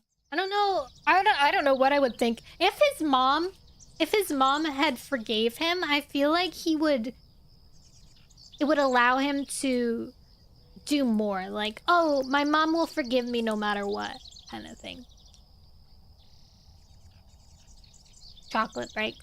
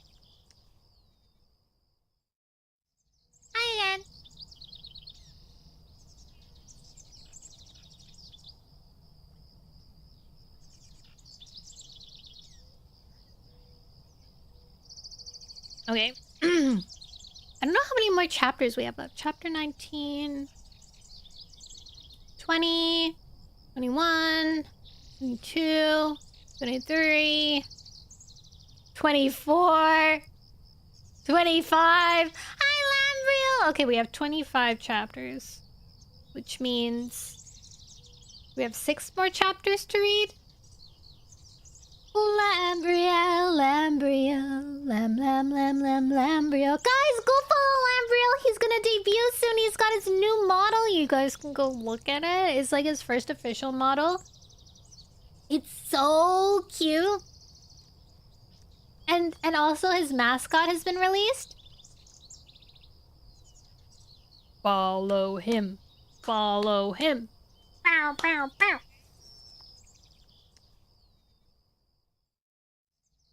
He's such a cool fellow. Lambriel, I'm gonna tell you to play this game. I think you should play it. If you ever do a donathon, I think you should play it. You should play Baby Steps. I think you would enjoy it.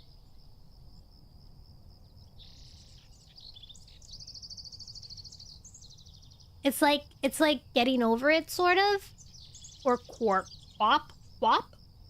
I think you would enjoy it, so you hate me. I think you would find it funny. I think it would be okay. I think you would find it funny, and I think I would find it funny to watch. I was looking at it. Actually, you should. It's not so hard that you feel like it's impossible. Like once you get the hang of walking, it's pretty good. Like you can like pretty cohesive. You can move pretty well. Molding! Oh my god, I haven't heard that in so long. I hope she's doing okay. Consistently. You can move pretty consistently once you figure out the trick of it. It gets harder when you have to like climb up certain things and stuff. But it's so funny when he falls or even when he walks. And also the plot lines are kind of crazy. If you do plan on streaming it, DM me. Oh yeah, there's a plot. Several plots. It's really funny. DM me when you do so I don't miss the stream. Because otherwise, sometimes I'm just staring out the window, you know, and then like people have streams and I'm like, dang it, I wanted to see that stream, but I was staring out a window. I missed it.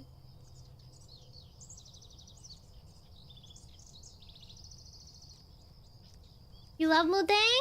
Good. God, too busy looking at squirrels. It's rough. I have this rat that runs across the window from my room. And sometimes I see him in the corner of my eye. He's pretty fat. He's well fed. Alright. Chapter 19. We have 6 chapters to get through. 6 chapters! I don't think it's gonna take too long. I don't think the chapters are too long, but we gotta get to it. We gotta hop to it. Thank you for stopping by, Lambriel. What the heck is this cute little thing? Oh yeah, you went to TwitchCon. How come... Jimmy, why do you have a thing on your... Thank you for the lurk! Lurking to avoid the squirrel chaos. So true. Jimmy, you have like a little... Oh, it's your icon? Is that your icon? It is. Oh my god, for some reason I thought it was a badge. I thought your icon was a badge, and I was like, I didn't know YouTube gave out badges. That's crazy. Just me being a fool. Chapter 19. Thunder blinked open his eyes, surprised to find himself waking in Tall Shadow's camp. Early rays of sunshine sliced through the canopy. Hushed mews sounded around the clearing. I sent Lightning Tail home. The memory flooded back. Last night he'd watched Greywing and Jagged Peak emerge, shaken and wide-eyed from their mother's nest, and had changed his mind about leaving. Clear Sky and Quiet Rain did not feel like his kin, but Greywing and Jagged Peak did. If Quiet Rain was to die, he could not let them mourn alone. She can't die. Not after such a long journey to see her sons. It wouldn't be fair. He had sent Lightning Tail back to their camp, worried about leaving Leaf and the others alone too long in a territory they hadn't yet fully explored. Who knew what might be lurking between the trees there? He heaved himself to his paws, stiff from sleeping beneath a frosty bramble, and shook out his fur. The snow had stopped, but thick drifts baked one side of the camp, and the clearing glittered white. He recognized Clear Sky's fur half hidden in a nest dug beneath the camp wall. Starflower's golden pelt glowed beside his father's. The pair were still sleeping. A pang of jealousy pricked his belly, but he pushed it away. Starflower had made her choice. For your dad instead. Thunder! Eagle Feather's excited mew rang from Holly's nest. His small face peeked out. We're gonna make snow tunnels. Do you want to help? Junos pushed past her brother and plunged into the snow. Then she bobbed up again and struggled towards him. I'm too big for snow tunnels, Thunder called out. Stormpelt scrambled from the den and followed Eagle Feather as he chased his sister. You could pretend to be a fox and try to dig us out. Thunder purred, then glanced guiltily towards Pebbleheart's den. There was a sick cat in the camp. Perhaps he should tell the kits to be quiet. Eagle Feather reached him and shook snow from his whiskers. I'll start tunneling. You try to find me. He dived into a deep drift and disappeared. Give us time to hide, Junos called, scooting deep into the snow after her brother. Wait for me. Stormpelt scrambled after them. The camp entrance rattled, and snow showered from the brambles around it. Thunder turned to see Jagged Peak pad into camp, a wren in his jaws. He crossed the clearing and dropped it outside Pebbleheart's den, then headed for his own. Wasn't he going to go inside and check on his mother? Thunder was momentarily distracted by muffled purrs from beneath the snow. He thought he should pull the kits out before they froze. Stepping towards the sound, he pricked his ears. He could hear Junos whispering, Stay still or he'll guess where we are. His whiskers twitched in amusement. Plunging his muzzle into the snow, he grabbed the first scruff he felt and plucked Stormpelt out. The kit swung into the air, spraying snow.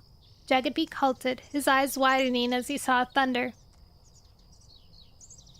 What's going on? He demanded.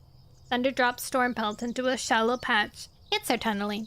Jagged Peak bounced across the clearing. They'll freeze, or drown, or both! He began digging through the snow with his paws. Ow!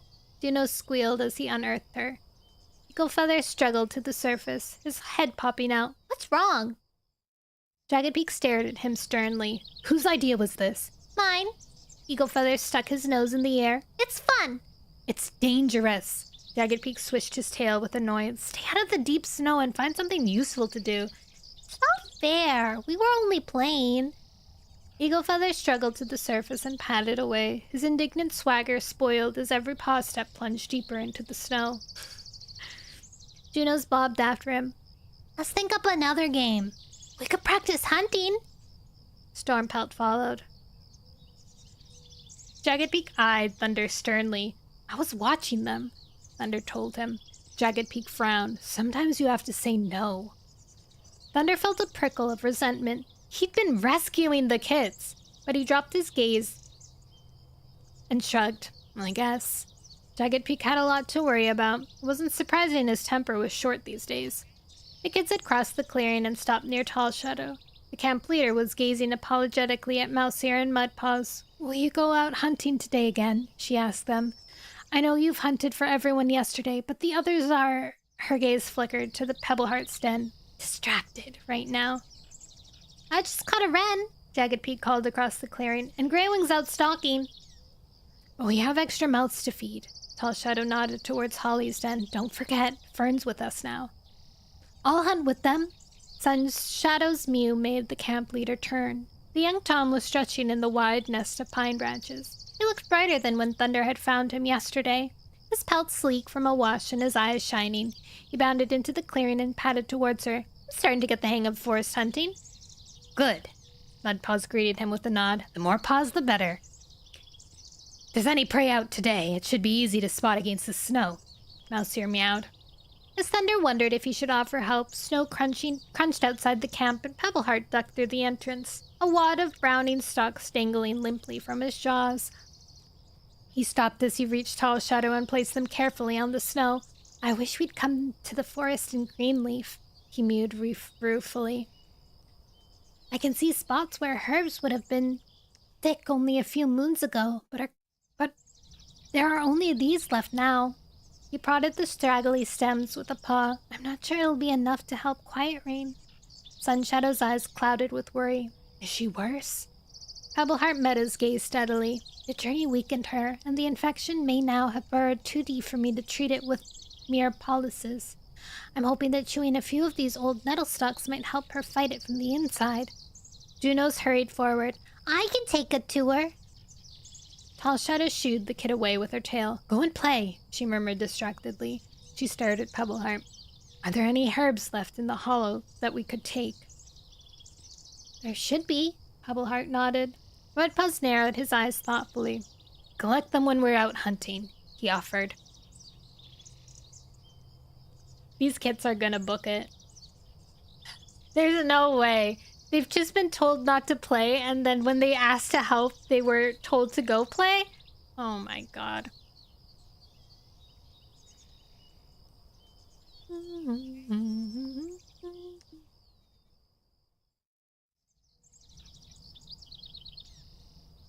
Okay, Tall Shadow flicked her tail, but be careful not to hunt on Windrunner's land. We will, Mudpaws promised. He shook out his pelt and headed for the entrance. Mousiear trekked through the snow after him, Sunshadow at his heels. The kids scampered through the snow in their wake, stopping as the toms disappeared through the entrance, and stared wistfully after them. Yeah, see? You look tired, Pebbleheart. Tall Shadow tipped her head to one side. Thunder dragged his gaze from the kids. He suddenly noticed the exhaustion in the young Tom's eyes. Pebbleheart must have been up all night taking care of Quiet Rain. I'll take the nettles to her while you rest. He sniffed them. They were little more than rotting stalks. Does she just have to chew them? Pebbleheart's tail drooped. It might be hard to persuade her. She's not an easy cat to care for. Thunder lifted his shin. I'll do my best. He leaned down and grasped the nettle stems, relieved that the frost had wilted them. Had also stolen their sting. He carried them across the clearing and ducked into Pebbleheart's den. The darkness inside was warm, but the air smelled sour with infection. Swallowing back queasiness, he crossed the earthy floor to the heather nest where Quiet Rain lay. She didn't move as he neared, but lay limply on the dry fronds. Heat pulsed from her pelt, and he dropped the nettle stems in front of her muzzle. What do you want? Her mew took him by surprise, and he jumped backwards. She lifted her head heavily, her nose wrinkling as she sniffed the stalks. What are these? Nettle stems.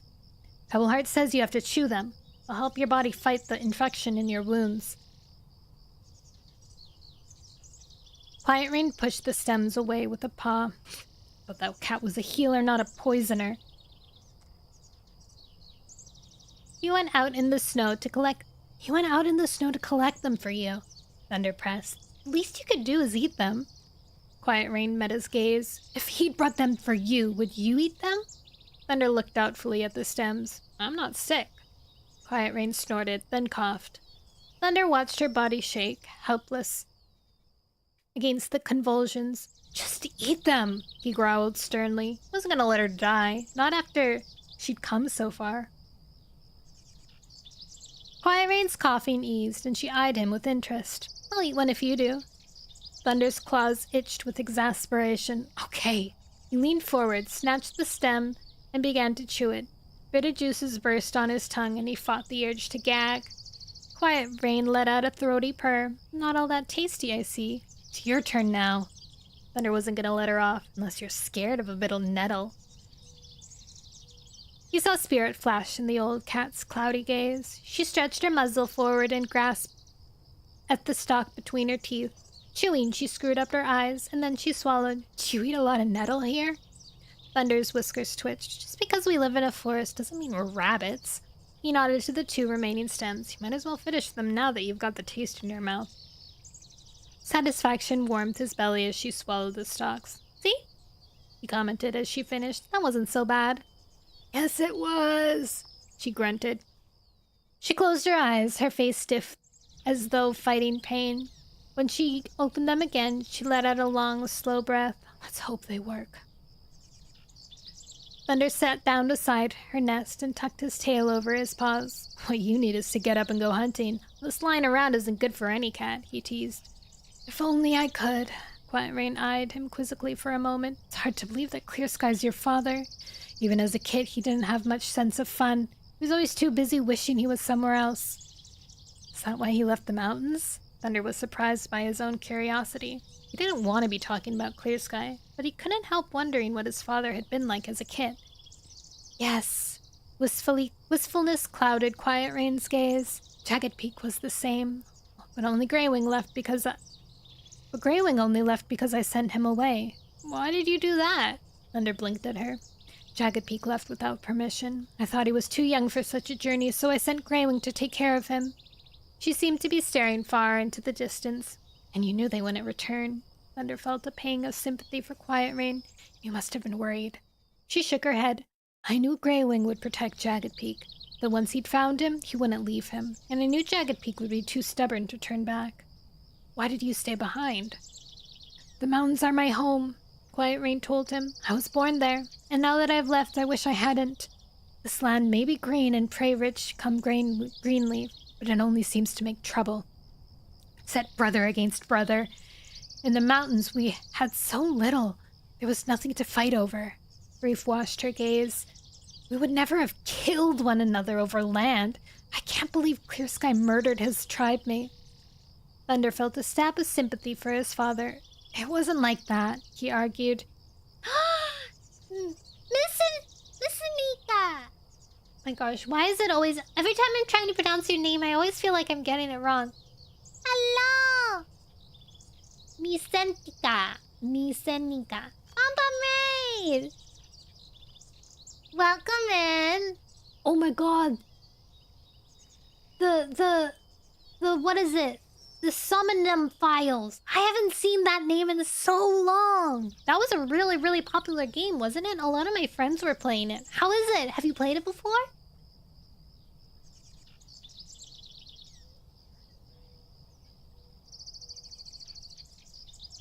Thank you, welcome in. Hi, Sir Ninja Biscuit. Hi, Misa Nika. My name is Nono, if you don't know. Today's Warrior Cat Wednesday, so we are reading Warrior Cats. I'm trying to finish the book today.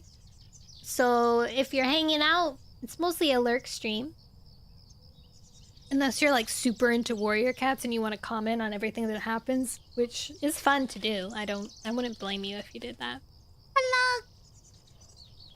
Thou lover? That's true. So true. I'm gonna keep reading if that's okay with you. We have, quite a few left. Oh, present. What did we get? Oh, it's so cute! I don't think that's a flower. That looks like a butterfly.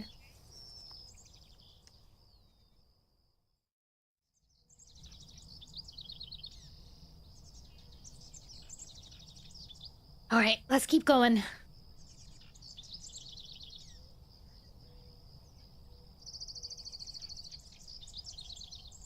He made a mistake. He was only trying to protect what was his. He killed a cat who'd helped raise him. Quiet Rain fought back a cough, her voice breaking, and he will never forgive himself. Thunder realized that he was actually defending Clear Sky. He learned from his mistake, and he'll never let anything like that happen again. Quiet Rain watched him, her gaze curious. You must love your father very much. Love him? Before Thunder could answer, he heard paw steps crunching outside. Opening his mouth, he tasted the scents of Clear Sky and Starflower, fur brushing against the bramble den. She doesn't want to see me again. Clear Sky's whisper sounded through the wall. Don't be mouse-brained, Starflower answered him sharply. She's your mother and she's sick. I just wish I'd had the chance to talk to One-Eye before he died, but I didn't. You must make your peace with Quiet Rain before... Before what? Quiet Rain cut her off. Her old ears were as sharp as Thunder's. Who's out there planning my death? Starflower padded through the entrance. She locked eyes with Quiet Rain, then slowly dipped her head. furries have... Are you a furry?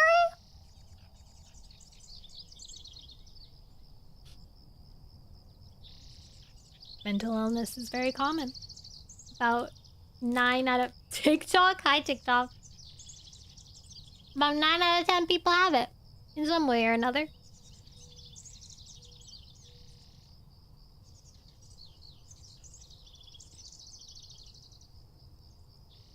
Thank you! A lot of people say my hair reminds them of Neapolitan ice cream.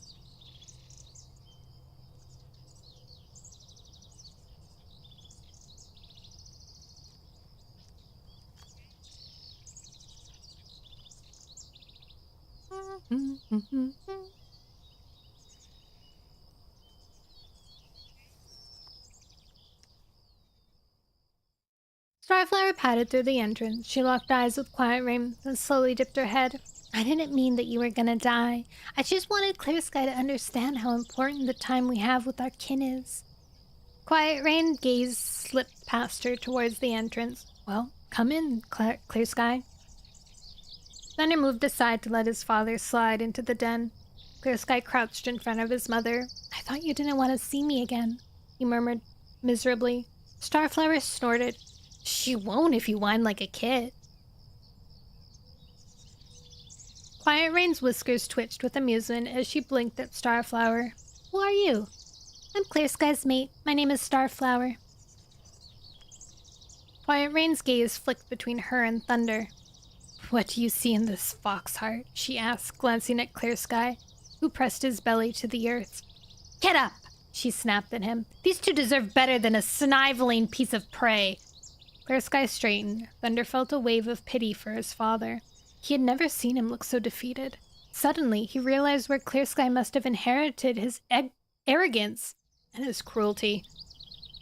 Don't be too hard on him, Quiet Rain, Starflower murmured softly. A lot has changed for him this past moon. He's only recently learned that I'm carrying his kits. You are? Quiet Rain blinked, then turned to Thunder. You'll have siblings. Yeah, that's so weird to think about. His step-siblings are gonna be his ex's kids. Ugh, gross.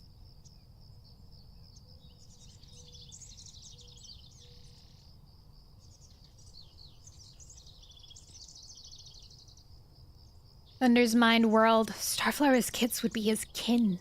I live in a different camp now. He would never truly know them. A mew interrupted his thoughts. Quiet Rain? Graywing was outside the den. May we come in? Who's we? Quiet Rain narrowed her eyes against the light as she peered towards the entrance. Me and Jagged Peak. Very well. As Graywing and Jagged Peak filed in, Thunder shuffled closer to the edge of the den. The bramble walls jabbed at his cheeks.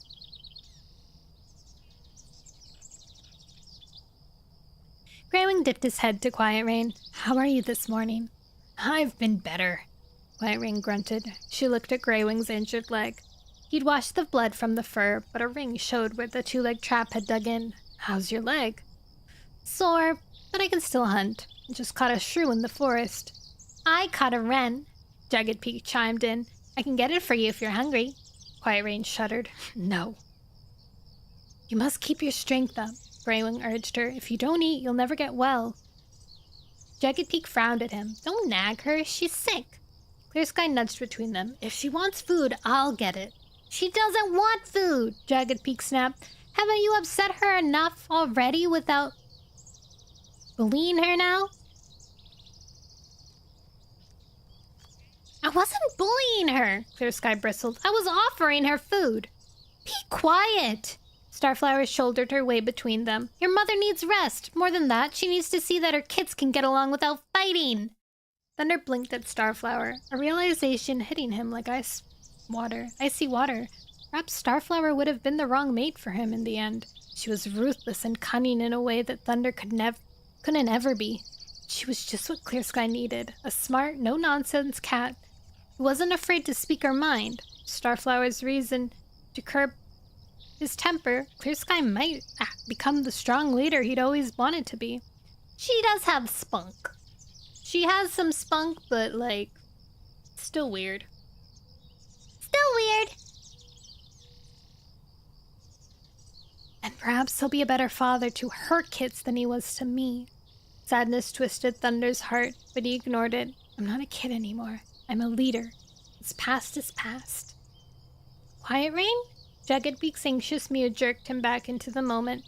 But Tom was sniffing his mother's matted pelt. Quiet Rain's eyes were closed, her flanks trembling with each breath. Thunder stiffened. Should I go find Pebbleheart? Greywing turned to him with wide, anxious eyes. Perhaps she's just sleeping? A shriek cut him off. My kids! Holly wailed from the clearing, her cries sharp with fear. Where are my kids? The kids! Clear Sky was first out of the den. The numbness which had clung to him since Quiet Rain had clawed his nose melted. He skidded to a halt beside Holly. When did you last see them? Her eyes were wide with panic, scanning the camp. What did I tell you, though? I said they were gonna go. They're probably in the hollow from before, looking for the herbs to try and help. Sheesh.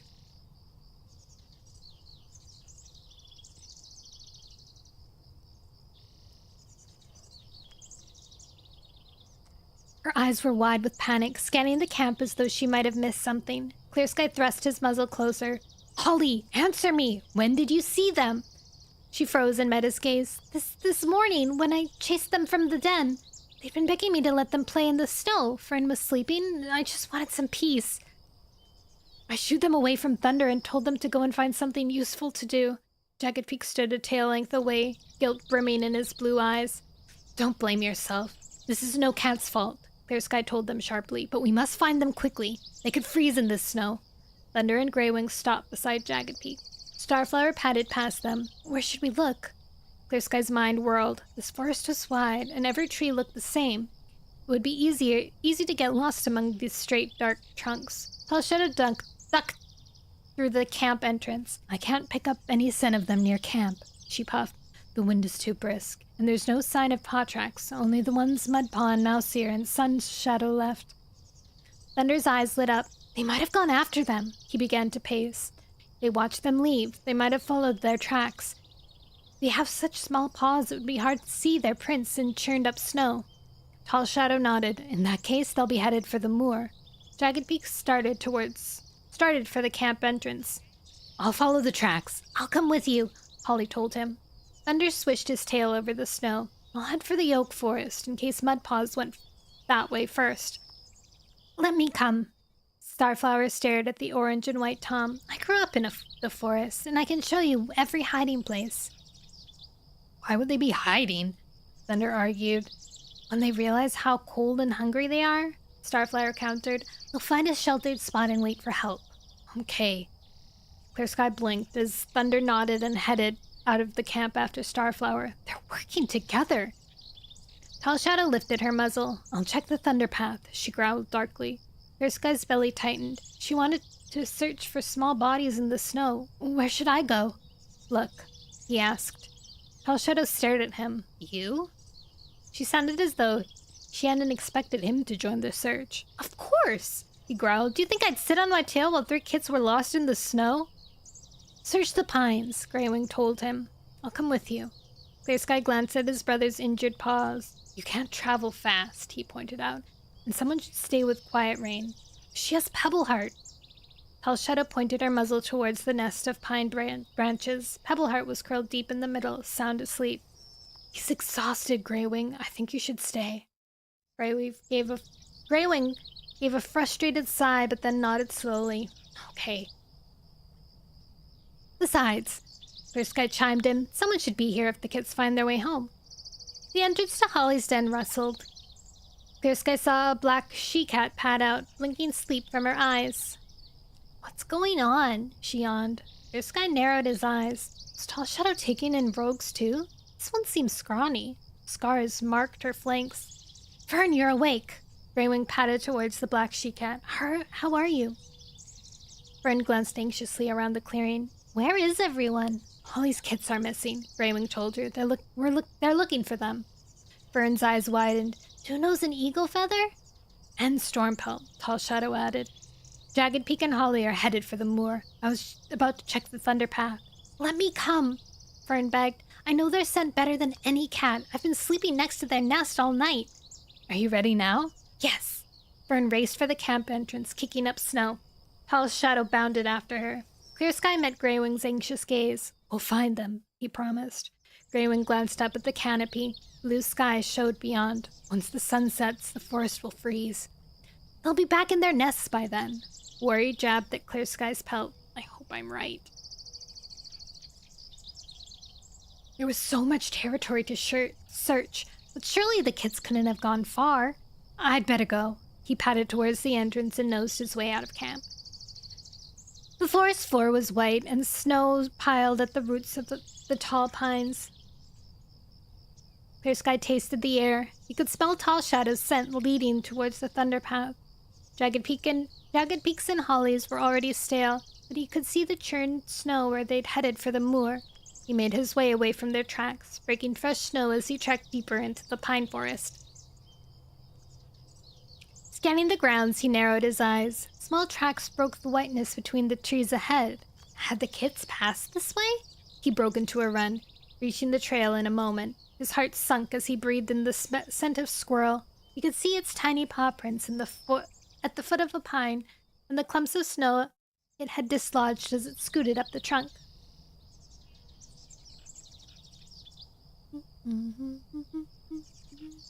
I lost my spot. He moved on, keeping his nose low. Perhaps the kids' paw steps were too light to break the surface. The cold air had crusted the snow.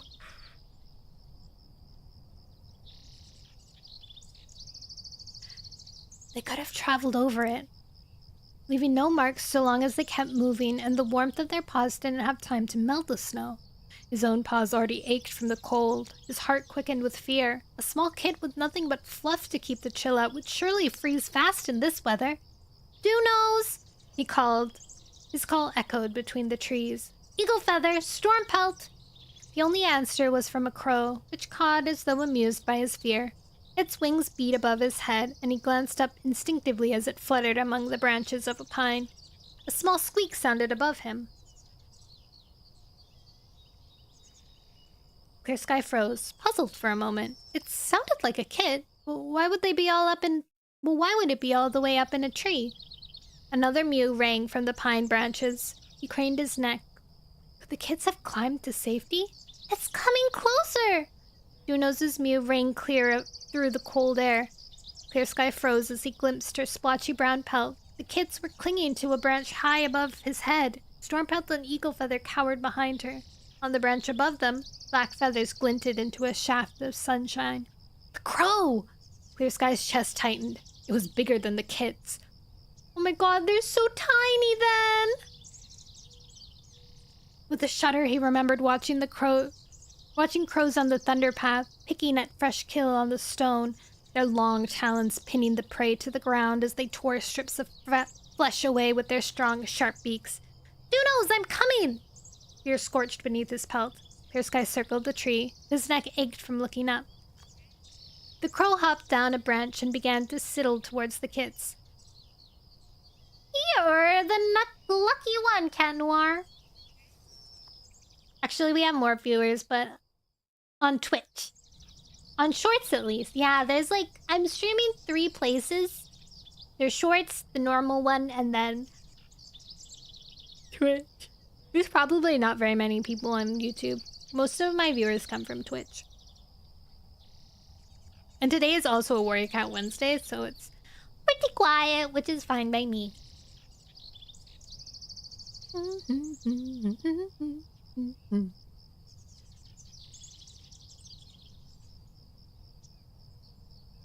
The crow hopped down on a branch and began to sidle towards the kids. Eagle Feather let out a squeal of terror, shuffling backwards. "Stay away from us!" Dunos lifted upon lashed out with a hiss. Stormpelt cowered behind her, his belly brushed hard against the bark. The crow only had to knock one of the kids from the branch to turn it into fresh kill. Clear Sky reached up and sank his claws into the pine trunk, relieved as he felt the softness of the wood. In his hind claws and behind him, he pushed himself up. Groaning with the effort, he began to hull himself higher. His muscles burned. He paused to catch his breath. The lowest branch was still far above. His legs trembled, and heat washed beneath his pelt. Closing his eyes, he pushed himself up higher. The bark scraped his cheek. Don't let me fall! Suddenly, a rotten patch of bark crumbled beneath his forepaw. His claws lost their grip, and he slipped with a thump. His belly knocked against the trunk. Winded, he hung by 3 paws, fear spiraling in his mind. He pictured the earth far below and swung his free paw hard against the bark, sinking his claws in with as deep as he could. Struggling to find his breath, he hauled himself up again, pushing with his hind paws and praying that no more bark would crumble. Caw! Triumph sounded in the crow's caw. Clear Sky gritted his teeth and pushed on. Looking up, he saw a branch within reach. Growling with effort, he dug his hind claws in deep and lunged upwards. He swung his forepaws towards the branch and grasped it. Pausing for breath, he hung between branch and trunk. Then, with a final grunt, he dragged himself up. Clear Sky? Juno's frightened mew sounded overhead. He looked up. The kits were only a few branches above him, but the crow was just a tail length from them, its beady black eyes glinting with excitement. The next branch was within reach. He reared and flung his paws around it and hauled himself up. It was easy to scramble onto the branch beyond. Another leap took him to the kit's branch. It trembled beneath his paws as he landed. The crow snapped his head around, fear flashing in its eyes. Clear Sky hissed, "Fly away unless you want to be my next meal." The crow glanced back at the kits. With an angry shout, it unfolded its wings and soared from the branch. Clear Sky watched it swoop away between the trunks, the stark feathers black against the white forest floor. Clear Sky! Juno's mew was limp with relief. She stared at him with wide, frightened eyes. Pity flooded beneath Clear Sky's pelt. He thought for a heartbeat of the kit Starflower was carrying. What if this had been them? He pushed the thought away. It was too much to bear. A fierce, protective fire surged through every muscle as he stared at the helpless kits. I've never felt like this before. That's really sad. He technically had kits already. That's so sad for them.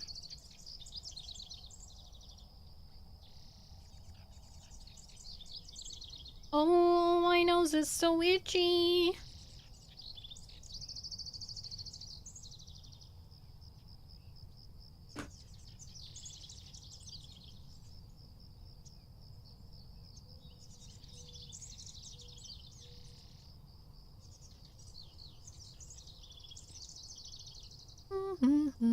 Oh my god, the next sentence after that is about thunder too, which is what I was saying. Guilt flooded him as he thought of thunder. I should have cared about him like this. Yeah, you should have.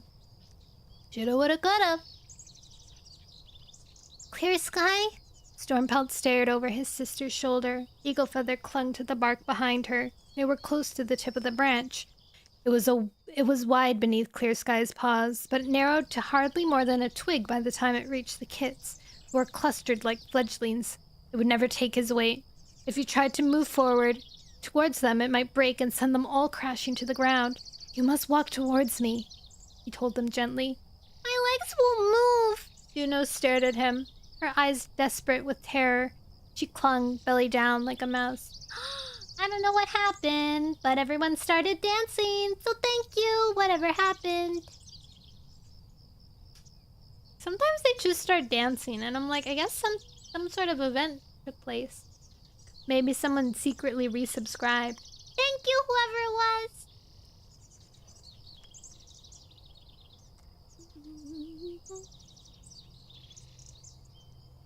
I'll come first. Stormpelt straightened behind her. Don't move! Juno shrieked. You'll knock me off!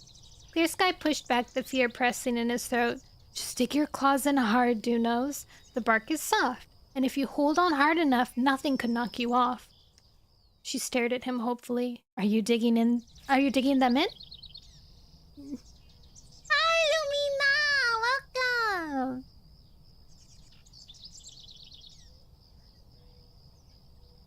She nodded slowly. Good. Clear Sky looked at Stormpelt. Can you climb over your sister without falling? I think so. That's not good enough. That's not good enough. Clear Sky told him firmly. You have to know you can do it. If you could just get one kit to him, it might give the other two enough courage to follow. Stormpelt met his gaze steadily. I know I can do it. Good kit. Clear Sky's mouth dried as Stormpelt began to clamber over his sister. Dunos whined. Just hold on, Dunos. Clear Sky soothed. You'll be fine. He kept his gaze fixed on Stormpelt, who was wobbling as he patted over his sister's back. He paused on her shoulder, and Clear Sky's heart seemed to burst in his chest. He forced his Mew to be calm. Just jump into the branch when you're ready. Stormpelt jumped. The breath caught in Clear Sky's throat as Stormpelt landed. The kid's paws slithered for a moment on the bark, then he dug his claws in and steadied himself. Well done! Relief washed over Clear Sky. Now just keep walking towards me. Blood roared in his ears as Stormpelt approached slowly. The branch is wider here, he encouraged. Stormpelt was less than a tail length away. As he neared, Clear Sky leaned forward and grabbed the kit's scruff. Curling his claws deep into the bark to steady himself, he swung the kit behind him and placed him gently on the crook where the branch met the trunk. You're safe there, as long as you don't move. Want to see something cool? We all want to watch. Sit. I want to see. I sat. Why is TikTok and Twitch here? We need YouTube. Where's YouTube or Instagram? There's Twitter!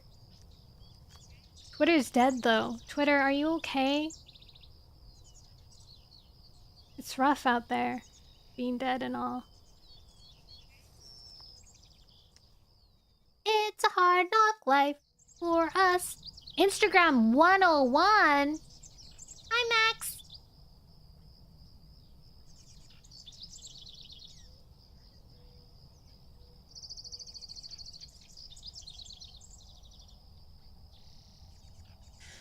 Okay, back to reading.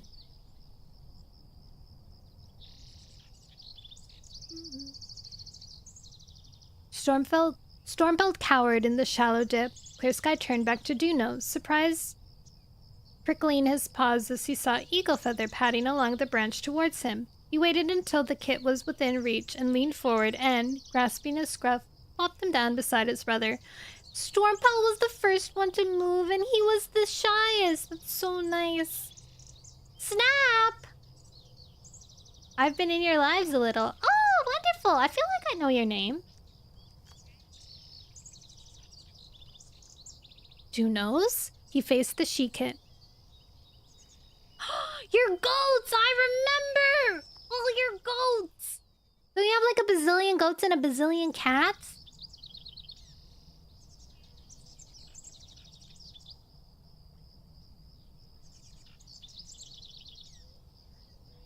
Dunos. Dunos? He faced the she-kit, forcing his Mew to be as gentle as he could. She was still clinging to the thin branch, her eyes wide with fear. Did you see how easy it was for your brothers? She nodded slowly.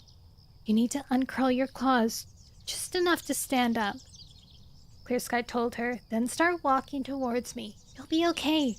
Kit claws are really sharp, sharper than thorns, I promise you. They'll dig into the bark and keep you safe. All you have to do is walk. Duno stared at him for a moment, then slowly pushed herself to her paws. Well done! Pride surged in Clear Sky's chest. Now walk. Hope and relief welled in his belly as Dunos put one trembling paw in front of the other. Her gaze was fixed on him, her ears flat against her head. You're nearly there, he told her. She was almost close enough to grab. Just a few more steps and... As he spoke, her forepaws slipped off the branch. Her chin hit the bark as she fell. Horror scorched through his fur. As fast as lightning, he lunged forward and grabbed her scruff between his teeth. The she-kit swung down, jerking him towards the ground. Dunos! Eagle Feather squealed behind him. Pelt on end, Clear Sky dug his claws deep into the bark. I've got her. Forcing himself to stay calm, he straightened slowly, ignoring her terrified wails as she struggled beneath his chin. Carefully, he found his balance and lifted her. swinging her towards her brothers. There's Twitch! Weak with relief, he dropped her between them. Wait, no, it wasn't Twitch I was looking for. It was YouTube I was looking for. Stormpelt pressed his nose into his sister's pelt. You're safe, he mewed. Eagle Feather huddled against her. How will we get down? Clear Sky looked at them, trying to steady his breath. I can lower myself tail down the tree, he told them, keeping his mew light. His claws pricked at the thought of the weight that would be swinging from them. You just have to cling onto my back like squirrel kits. He patted to them and straddled the trunk. Climb on. There's room for all of you. This is going to be the most exciting badger ride you've ever had.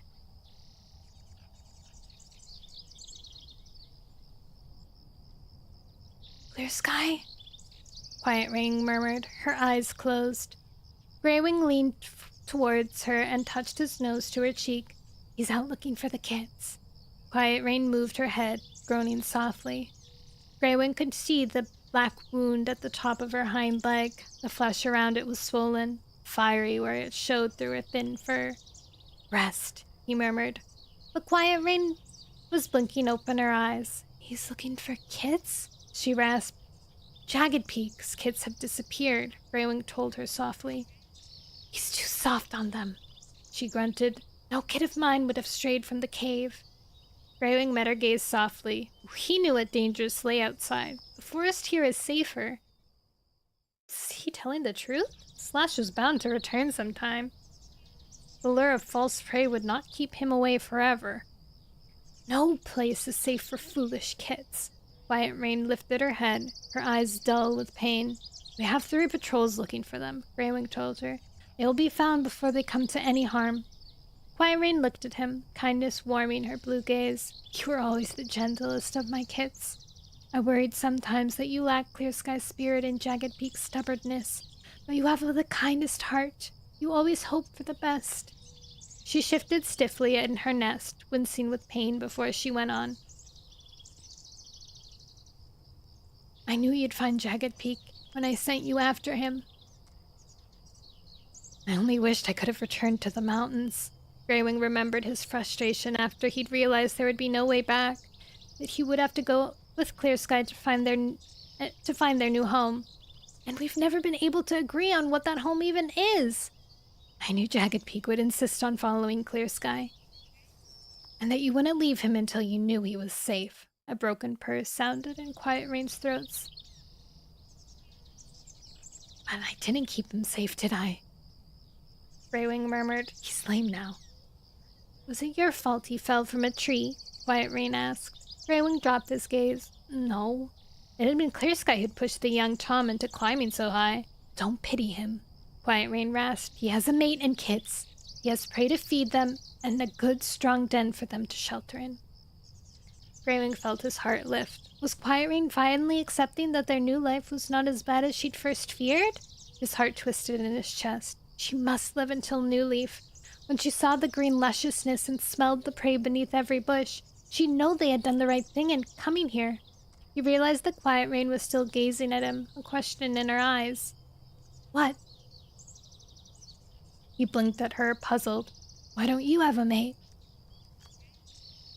Heat flushed beneath his fur. I had a mate, he murmured. The ache in his heart was still sharp when he thought of the loss that he had suffered. Turtletail. Quiet Rain's eyes brightened a little. You noticed her at last. Yes. The ache tightened in his chest. We were happy together, though I wish we'd had longer before she died. Did you have kids? She was carrying someone else's kits when we became mates. Quiet Rain blinked. Whose? Kitty pet. Greywing dropped his gaze, trying to hide his bitterness at the memory of the arrogant, selfish Tom. Turtletail and I raised them together. Where are they now? Sparrowfur and Owleyes live in the oak forest. Pebbleheart has been caring for you.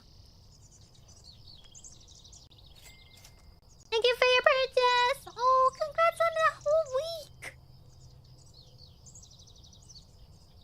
King Ducky the Third.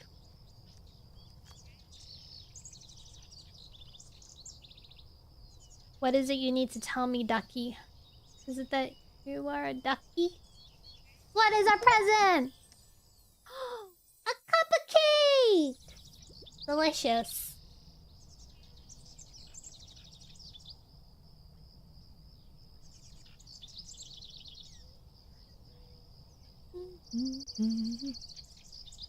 Pebbleheart is Turtletail's kit. Quiet Rain's tail twitched. Why didn't you tell me? I didn't think to. So much else had been going on. Now I know why he looks at you whenever you speak. And with such fondness. Quiet Rain commented, does he know you're not his real father? Of course. You must have raised him well to have inspired such affection. Greywing dipped his head. I hope so. You shouldn't spend the rest of your life mourning. Greywing jerked up his head. Who said I was going to? Quiet Rain looked at him fondly. You should have a mate and kits of your own. Footsteps sounded in the clearing. A young mew rang around the camp. Ollie, Jagged Peak, we're home! The kids! Greywing darted from the den. Clear Sky was following Eagle Feather, Dewnos, and Stormpelt as they bobbed across the snowy clearing. Are they hurt? Greywing asked. They're fine. Clear Sky told him. We climbed a tree! Eagle Feather boasted. Greywing noticed the lumps of fur sticking out from Clear Sky's pelt. Have you been in a fight? Clear Sky glanced along his ruffled spine. A purr rumbled in his throat. I had to climb down from a tree with 3 kits hanging off me. He winced, as though the memory stung. We were nearly eaten by a crow. Dewnos stopped at Greywing's paws and stared at him proudly. But it didn't get to us. He frowned at her. You shouldn't have wandered off. Holly and Jagged Peak are crazy with worry. Where are they? Stormpelt looked around the clearing. I smelled their scent outside the camp, Eagle Feather commented. The pine nest rustled at the edge of the clearing. Pebbleheart was sitting up, blinking away sleep. What happened? Dewnos bounded towards the young Tom. We've been climbing trees! Clear Sky snorted. They were almost a meal for a crow. But you saved us! Eagle Feather stared happily at Clear Sky. Pebbleheart hopped from his nest and sniffed Dewnos. You're frozen! Greywing suddenly realized the kits were shivering. We need to warm them up. Pebbleheart nodded towards Quiet Rain's den. Quiet Rain's fever will warm them, and they'll help cool her fever. Dewnos stared at Pebbleheart, round eyes. You can't go in there. She'll eat us up. Greywing's whiskers twitched with amusement. Quiet Rain had been bad-tempered since she arrived, but she seemed mellower now, and Jagged Peak's kits might boost her spirits. She'll be pleased to see you, he promised, but she's in pain, so you shouldn't climb over her or fidget. Stormpelt's teeth began to chatter. His pink nose tip was white with cold. Come on. Pebbleheart nudged Dewnos towards his den. Stormpelt and Eagle Feather fell in beside them. When will Holly be back? I'll go and find her. Clear Sky eyed the kit sternly, and the others. Every cat in the camp has been searching for you. You can scold them later, Pebbleheart told Clear Sky briskly. Right now we must warm them up. As he nosed them into his den, Clear Sky headed out of camp. Greywing followed Pebbleheart. Inside, the kits lined up like owlets and stared nervously at Quiet Rain. Pebbleheart wants us to get warm, Dewnos told her timidly. Quiet Rain flicked her tail. I heard you wandered off in the snow. We climbed a tree all by ourselves, Stormpelt told her. Pebbleheart padded forward. Can they share your nest until their fur is warm? Of course. Quiet Rain shuffled backwards, pain showing in her eyes as she moved. We'll be careful not to hurt you, Eagle Feather promised. Thank you. Quiet Rain eyed him fondly as he climbed over the heather fronds and nestled beside her belly.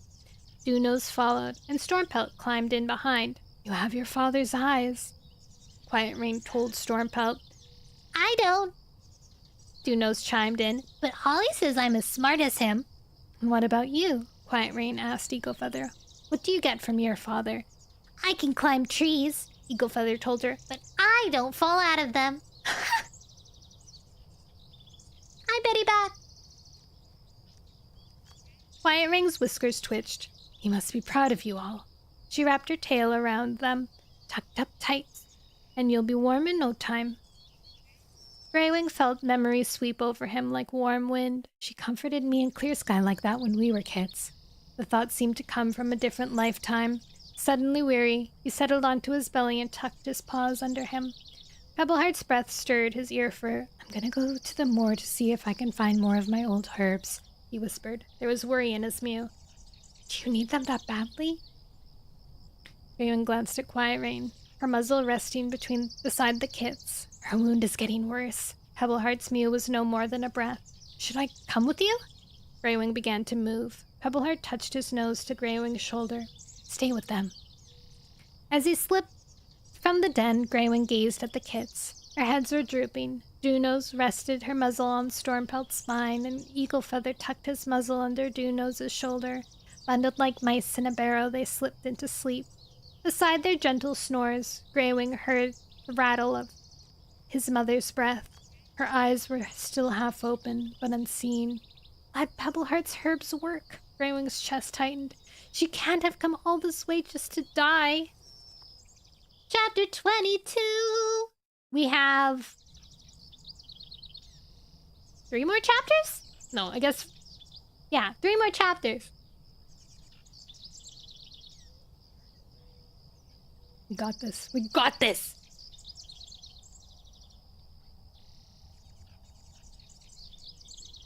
Thunder's mew woke Clear Sky. Jerking up his head, he blinked at his son. Still night. Moonlit filtered through the pines, reflecting in Thunder's gaze. What is it? Clear Sky stiffened. Why did you wake me?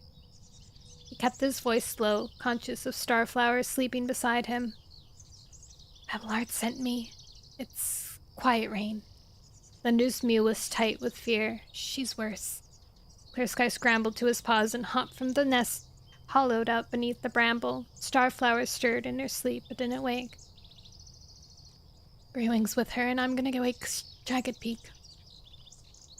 Thunder nodded to the bramble den, where the kits, warm and fed after their adventure, were now sleeping. As Thunder padded away, Clear Sky tasted the air. The stone tang of ice had gone. Musty forest scents bathed his tongue. A thaw had set in, melting snow dripped from the canopy. He padded through the slush towards Pebbleheart's den. The young Tom was waiting at the entrance. I'm glad you decided to stay another night, he breathed as Clear Sky neared him. His eyes glittered with grief. I thought I could save her. His mew cracked. But the wound... You couldn't have done more. Numbness crept up Clear Sky's paws until he could hardly feel the damp air or taste the pine-rich scents of the forest. Quiet Rain is dying. He stared into the shadowy den. I must go in. Every hair on his pelt trembled. I can't. Paws splashed through the melting snow beside him. He caught Starflower's scent just before her flank brushed against his. He turned and stared into the depths of her luminous green eyes. Hello, Gamercy. She's waiting for you. Starflower's breath warmed his nose. He closed his eyes, his heart pounding with dread. Then, blinking, he padded into the den. Greywing turned as he entered. The gray Tom was crouching beside Quiet Rain's nest. Pebbleheart's given her something to ease her pain. His mew trembled. I'm not sure she can hear us. Clear Sky gazed at his mother, who was little more than a scrap of fur in the heather nest. He had never seen her so weak. Even in the hungriest days on the mountain, she seemed to glow with life, fighting for her survival and safety of her kits. Now she lay limp, every drop of energy drained. Her flanks trembled with each halting breath, her muzzle crusty, and her closed eyes looked as wet as fresh wounds. Quiet Rain. Greywing leaned closer as Clear Sky crouched beside him. Clear Sky's here now. You asked for him, remember? Clear Sky stiffened as Quiet Rain groaned. She opened her eyes slowly. You can come to me. Yes. Clear Sky tried to keep the grief from his mew. I knew you would, my dear friend. Friend? I'm your son. Hi, Liz. Welcome. It's me, Clear Sky. He moved his muzzle closer so she could smell his scent. It's good to see you, Shaded Moss. She thinks I'm Shaded Moss? The brambles rattled beside him as Jagged Peak hurried in. He slid next to Greywing. How is she? She thinks she can see Shaded Moss. Clear Sky breathed. The fur rippled along Jagged Peak's spine. Does she even know we're here? Greywing's shoulders drooped. I don't think so. Shaded Moss. Quiet Rain's gaze fixed on Clear Sky. Grief shuddered through him. She doesn't know me. He swallowed, fighting the urge to run away. This is the final part of the journey, dear old friend. Quiet Rain struggled for breath between words. Her ears twitched weakly, as though she was trying to hear something. What was it that you said? A frown furrowed her brow. Forgive him. But he killed a tribe mate. He drove his brothers away. Clear Sky stiffened, heat washing his pelt. Greywing glanced at him. She doesn't know what she's saying, but it's true. Sadness gripped his heart like claws, digging so deep he wanted to groan with the pain. Suddenly, Quiet Rain's eyes closed and her head drooped. Jagged Peak thrust his muzzle closer. Is she... The words seemed to dry in his mouth. Clear Sky guessed what his brother was thinking and leaned forward, relieved to feel Quiet Rain's breath on his muzzle. No. As he spoke, her eyes slowly opened. He flinched away, his heart lurching. There was sudden clarity in their blue depths. She was staring straight at him. It's me, Clear Sky, he told her. He didn't want her to call him Shaded Moss again. I know, she murmured. Her gaze flickered to Greywing, then Jagged Peak. All my sons are here. There was satisfaction in her mew. Don't be sad when I'm gone. It will be a relief. I have had a long life, and a good one. I've known hunger and cold, but I've known love too. She blinked softly at all three of them, her gaze coming to rest on Clear Sky. And I forgive you, my firstborn. Shaded Moss has spoken to me. He explained. Coughing took a hold of her, racking her body until she convulsed helplessly on the heather. Quiet Rain! Clear Sky leaned over her. Help her! Jagged Peak called to Pebbleheart, who lingered, wide-eyed in the entrance. There's nothing more I can do, Pebbleheart murmured. The coughing eased and Quiet Rain rasped as she struggled for breath. Shaded Moss told me. Told you what? Clear Sky thrust his muzzle closer. Let her rest! Jagged Peak reached out his paw and placed it gently on her flank. She must save her strength. Save her strength for what? She's dying! Clear Sky trembled. What did Shaded Moss say? It was all foretold. Quiet Rain rasped. You could not help what you did. It had to be that way. I forgive you, Clear Sky. And now... She drew in a shuddering breath. You must forgive yourself. Clear Sky felt grief rush over him like a wave as Quiet Rain's eyes clouded and grew dull. Her head drooped limply into the heather and her flanks fell still. Clear Sky pushed himself to his paws and, leaning over Quiet Rain, closed her lifeless eyes with gentle laps of his tongue. Forgive yourself. Her words rang in his mind. For what? His thoughts whirled. So much had happened. What was the crime he was supposed to forgive himself for? Weak daylight was seeping into the den. Eagle Feather's mew rang across the camp. The stone's melting! Small paw steps flashed across the clearing. Jagged Peak got up wearily to his paws and padded from the den. Greywing followed, his tail dragging over the earth. Clear Sky gazed at Quiet Rain, his heart breaking. If she'd never come here, I wouldn't have had to watch this. And yet a dark knowledge deep in his belly told him that these final moments with his mother would mark the rest of his life. We got another death. Ayu! Welcome! You're here for my Warrior Cat Wednesday. Nothing very exciting happens on Warrior Cat Wednesdays, but... I mean, a cat just died, so that's something. We're at 25. Give it up for number 25. Give it up for death 25. I'm good. The dark. A lot of cats die. It's kind of cuckoo.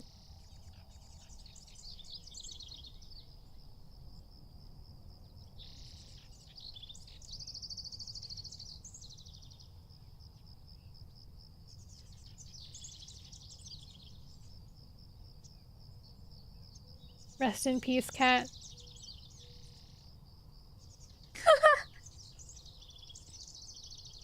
Welcome. Anyone dropping in by to say hi? Hello. Thank Thank you for just coming in to check in. Did you see your post? I did not see your post. Did you post something on my community tab? I'm not signed in on that account, so I have to be...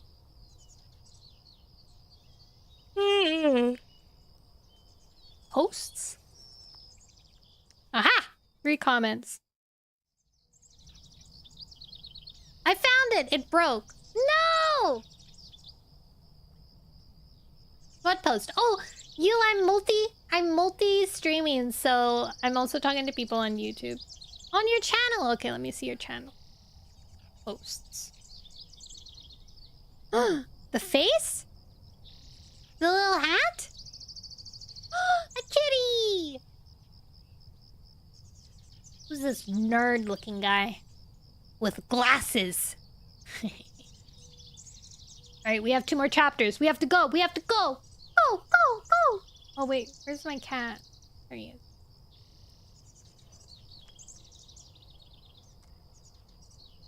Guys, I wish I could draw well and fast. I can only draw, like, semi...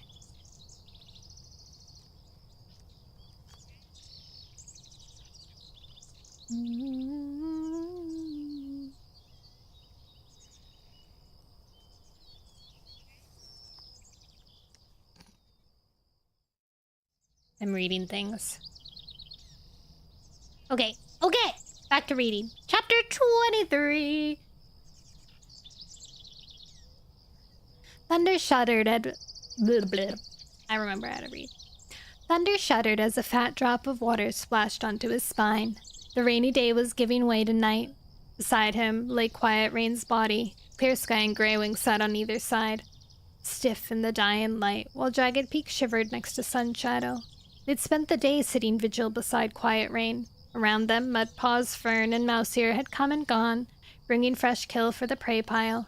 Pebbleheart had sorted through the herbs he'd brought back from the hollow, while Starflower stood by, helping where she could by wrapping the leaves he separated into neat bundles. Hi, Stranger Things, and hi, Baby Saja! Tall Shadow had crouched at the head of the clearing, solemnly watching over her camp. At sunhigh, the kits had crept quietly into the forest, Holly close at their heels. Through the afternoon, their excited squeaks sounded beyond the bramble wall of the camp, quickly hushed by their mother. They returned now, as dusk drew in. But why do we have to be quiet? Junos whispered as she led her litter mates around the edge of the clearing. Out of respect for Quiet Rain, Holly hissed. Eagle Feather sniffed. No one asked her to come here and die. Oh my god. Hush. Stormpelt pawed at his brother's tail sharply. She was kind to us, remember? Thunder glanced uneasily at Sun Shadow. What must he think?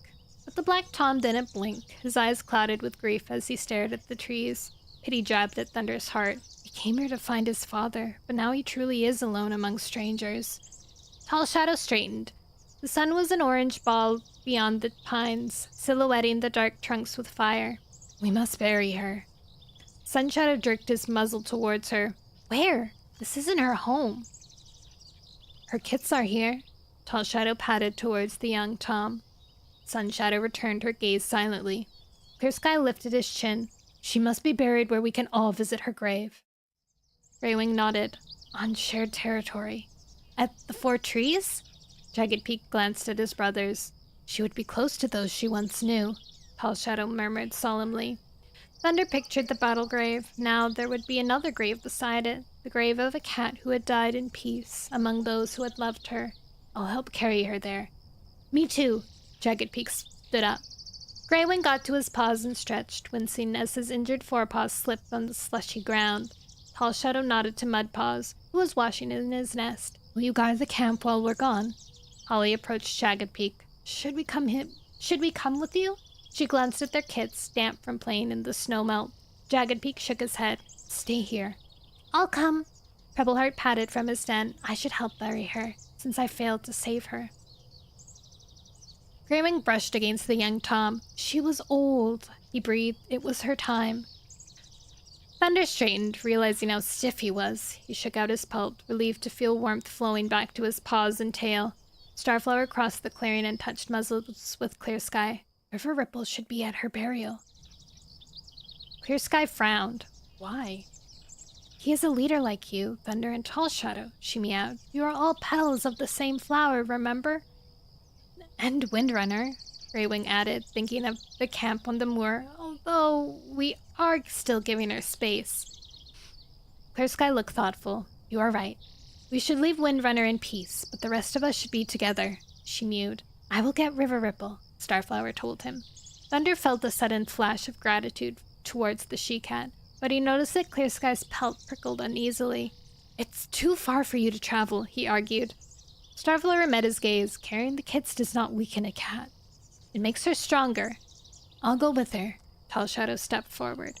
Thunder blinked in surprise at the warmth in her mew. And yet, why not? Hadn't Starflower been trying to make up for her betrayal in everything she did? She had not left Clear Sky's side. She treated his mother with respect, and now she was offering to get River Ripple for the burial. Was it possible that she'd earned their trust at last? Clear Sky dipped his head. Okay, he agreed. We'll meet you at the 4 trees. Tall Shadow headed for the camp entrance, waiting at the bramble tunnel while Starflower touched muzzles with Clear Sky. Be careful, he whispered. I will. As Starflower turned and followed Tall Shadow from the camp, Jagged Peak leaned to push his muzzle beneath Quiet Rain. Thunder ducked his head. Ducked to help, nosing the old she-cat's body onto Jagged Peak's shoulders and sliding in beside him. The first stiffness of death had left her, and she hung limply and cold between them. Clear Sky led the way out of camp. Greywing followed with Pebbleheart and Sunshadow. At the far edge of the forest, they paused. Monsters roared along the slush-covered thunder path, spraying filthy, half-melted snow in great waves over the side. Wait here. Clear Sky nodded to Thunder and crept out onto the grass. Through slitted eyes, he glanced at the thunder path, ducking as another monster howled past. There's a gap coming. He beckoned Thunder and Jagged Peak from the trees. Thunder scrambled on the uneven grass, and Greywing slid between him and Jagged Peak, putting his shoulders beneath his mother's body. Stay close, Clear Sky hissed. Eyes flashed towards them, streaking them with light as the monster thundered past. Now! Thunder felt Clear Sky nudge him forward and hurried onto the slippery stone. He felt Greywing at one flank, Jagged Peak at the other. Together they carried Quiet Rain, stumbling to a halt as they reached the far side. Thunder frowned at Greywing's wounded leg. Fresh blood was darkening the fur. Can you manage? She's not heavy, Greywing grunted.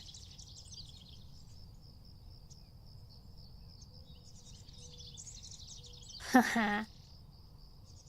Aizuta!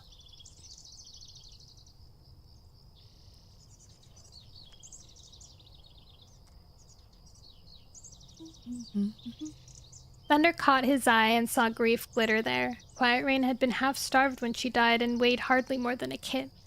Come on, Clear Sky urged from behind. Let's get into the forest and away from this place.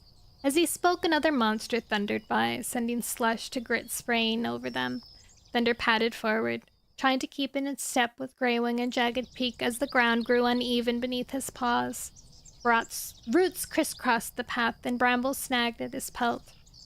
He tripped twice, feeling Quiet Rain jerk as he stumbled. He felt relieved when Clear Sky led them from the trees onto the smooth grass slope that led up to the rim of the 4 trees hollow. By the time they reached the top, Greywing was panting. Let Sunshadow take your place, Thunder whispered. The Black Tom had been eyeing Quiet Rain's body, distress showing each time Thunder stumbled or she began to slide from Jagged Peak's shoulders. Greywing met Thunder's gaze with weary eyes and slipped from beneath Quiet Rain. Will you help? He asked Sunshadow softly. Sunshadow dipped his head and slid in between Jagged Peak and Thunder. Thunder lifted his nose towards Clear Sky. He should have a chance to carry his mother to her final resting place. Do you want to take over for me? Clear Sky blinked at him gratefully, hurrying to take his place as Thunder slid from beneath her. He left them and bounded into the hollow, his paws sliding on the muddy slope. At the bottom, he stopped beside the battle grave. Snow covered the ground, sheltered from the warm winds and sunshine. He scratched the earth, surprised to find it still frozen beneath his claws. How can we dig a grave here? As he glanced around the clearing, searching for a spot clear of snow where the sun might have pooled, warm enough to soften the earth, Raken rustled on the far slope. He recognized Tall Shadow's black pelt moving through it. Starflower's fur was camouflaged among the golden fronds, but he could smell her scent, and river ripples. A purr rumbled in his throat as the silver tom patted from the undergrowth. River Ripple met his gaze solemnly. I'm sorry to hear Quiet Rain died. It was her time, Thunder returned. Tall Shadow patted from the break-in, Starflower at her tail. Have you chosen a burial spot? She glanced across the clearing to where Jagged Peak, Sun Shadow, and Clear Sky were sliding Quiet Rain's body softly onto the ground. The earth is frozen, Thunder told Tall Shadow. There's no way we can dig. Pebbleheart was crossing the clearing, his gaze fixed on a large stone embedded in the earth. If we can move this, we can lay her body in its place. Thunder stared at the rock. If it was sunk deep enough into the ground to make a grave, how could they possibly dislodge it? We're not strong enough. Pebbleheart glanced at Clear Sky and Jagged Peak. We will be if we work together. Clear Sky jerked up his muzzle, his eyes shining. I told you, he exclaimed. We need to unite. Greywing eyed his brother darkly. I thought you'd forgotten all that nonsense. Of course not, Tall Shadow interrupted him. This is not the time to argue. River Ripple padded past her and sniffed at the rock. We need to loosen it first, he murmured thoughtfully. Pebbleheart hurried to the edge of the hollow and grabbed the stick in his jaws. Stick mentioned. He carried it back and dug one end to the earth beside the stone. Holding it between his forepaws, he rocked it back and forth until it began to work its way down underneath. That is some human movement.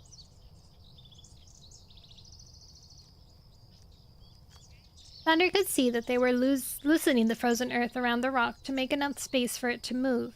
He ran to the hollow's edge and rooted among the bracken for another stick.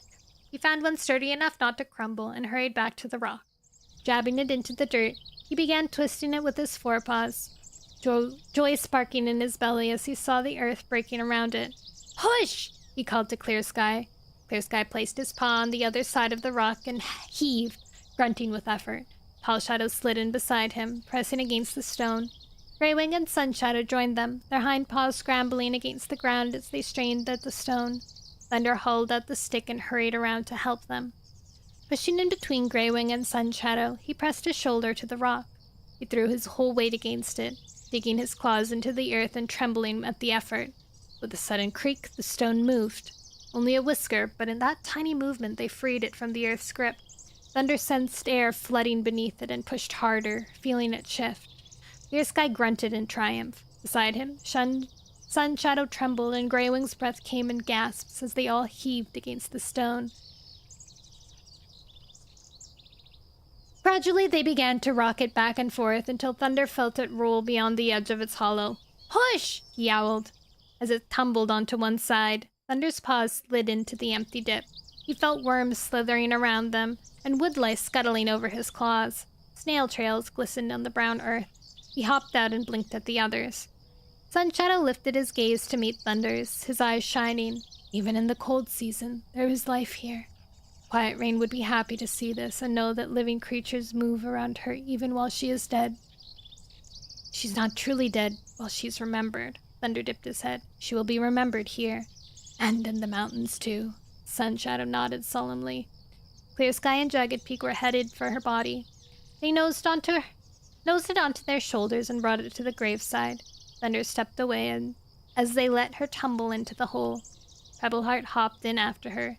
Carefully, he eased her muzzle into her forepaw and wrapped her tail across her nose so that she looked as though she were curled up in sleep. Then he scrambled out and got a break-in frond to place over her. Touched by the young Tom's kindness, Thunder padded to the break-in and bit through a brittled stem. He dragged it back and lay it with Pebbleheart's.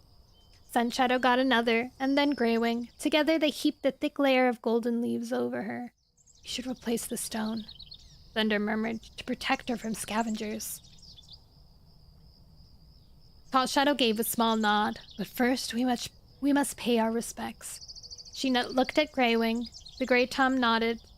The Grey Tom gazed down at the golden stalks.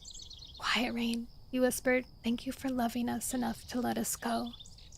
Thank you for holding Fluttering Bird next to your belly for as long as she lived. Clear Sky's mew was thick with grief.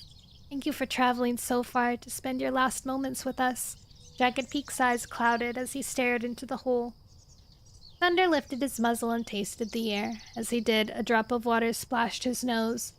Then another. A moment later, rain pattered like countless paw steps over the frozen forest floor.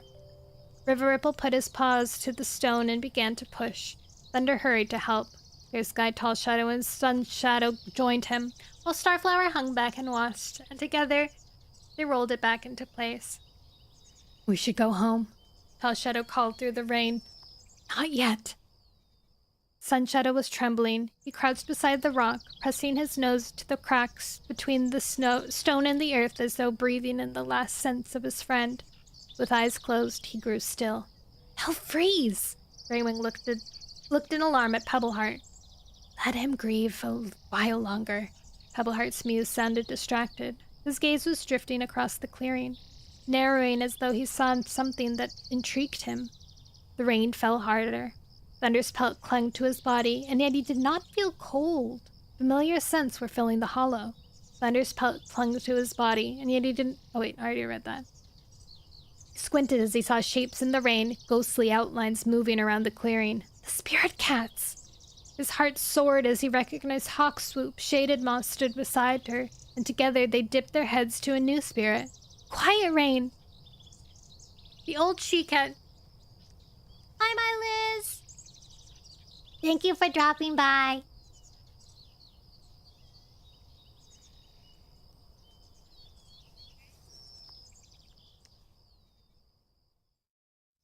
She reached out. Oh wait, sorry. The old she-cat's ghostly form moved with ease across the clearing. She reached out her muzzle to greet her old friends, her pelt sleek and her eyes as bright as though she'd never known pain. Hawkswoop wove around her. Welcome, dear friends. Do you see now? A mew rang across the clearing. Thunder blinked as he saw a brown and white tabby she-cat calling to them. Who is she? Clear Sky brushed him and hurried to meet the tabby she-cat. Brightstream! Joy filled his mew. His first mate. Thunder glanced towards Starflower. Could she see the cat who had been carrying Clear Sky's kits when an eagle had killed her?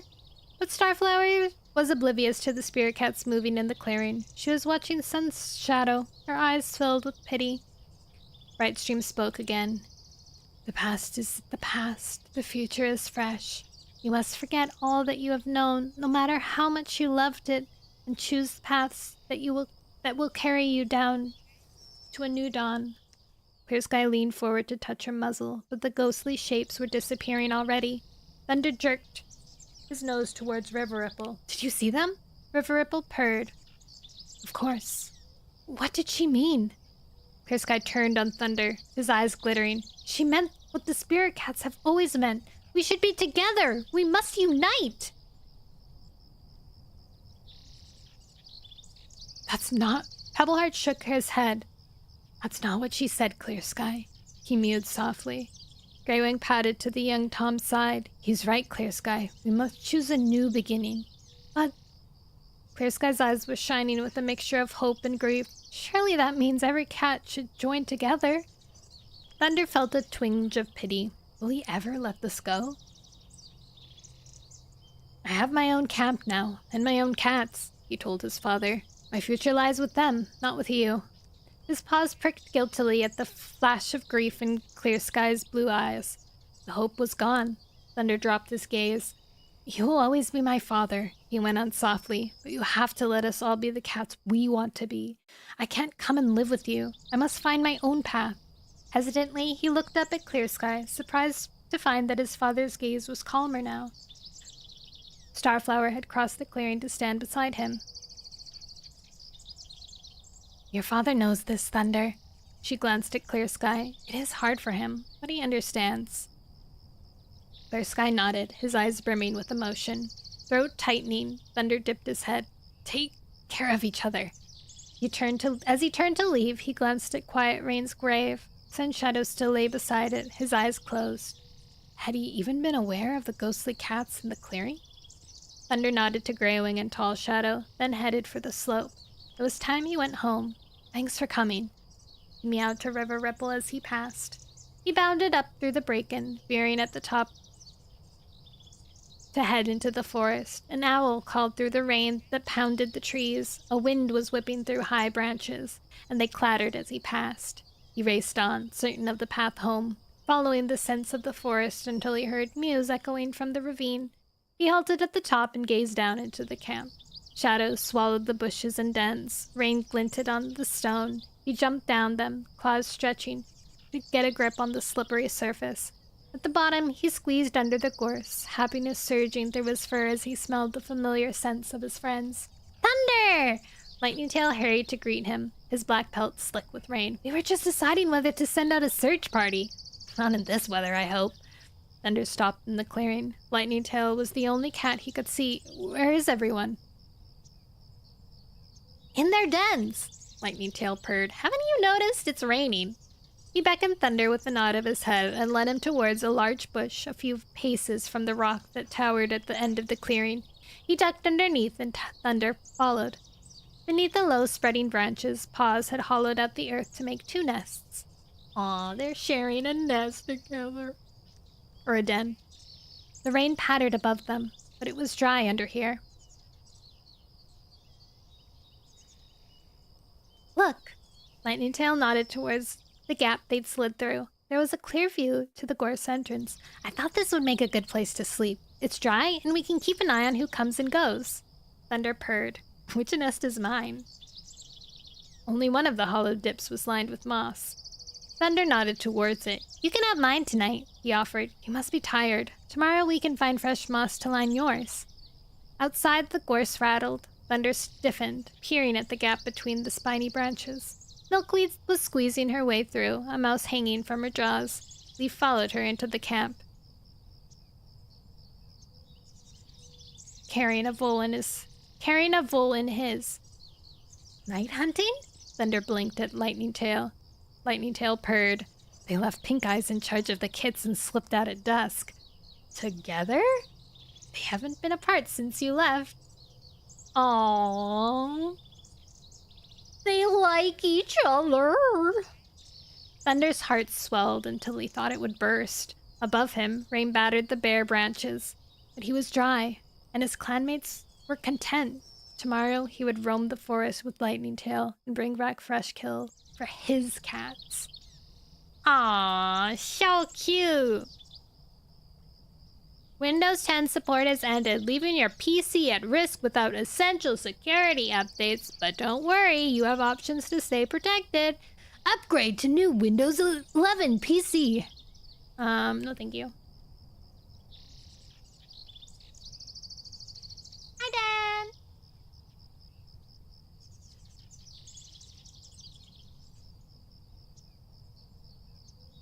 2 more chapters. We're almost there! Feather top hat. Is that like a pilgrim hat?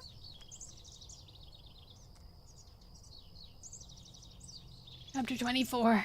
Let's go. Greywind touched his nose to the rock that covered Quiet Rain's grave. Behind him, Tall Shadow was saying goodbye to River Ripple. Tell Shattered Ice and Dapple Pelt they are missed, but we are glad they're happy in their new homes. River Ripple swished his tail.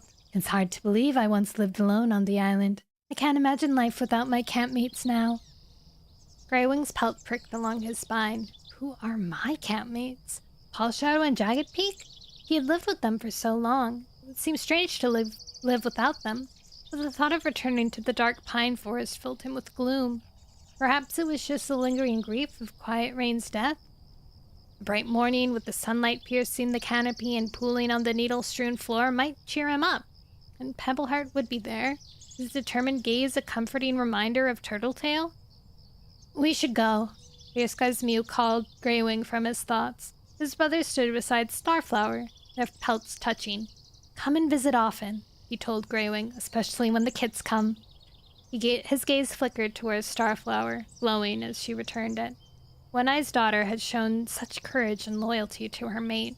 A pang of sorrow pricked Greywing's belly. Turtletail had once stood beside him like that. We're raiding warrior cats. Hello. Risky.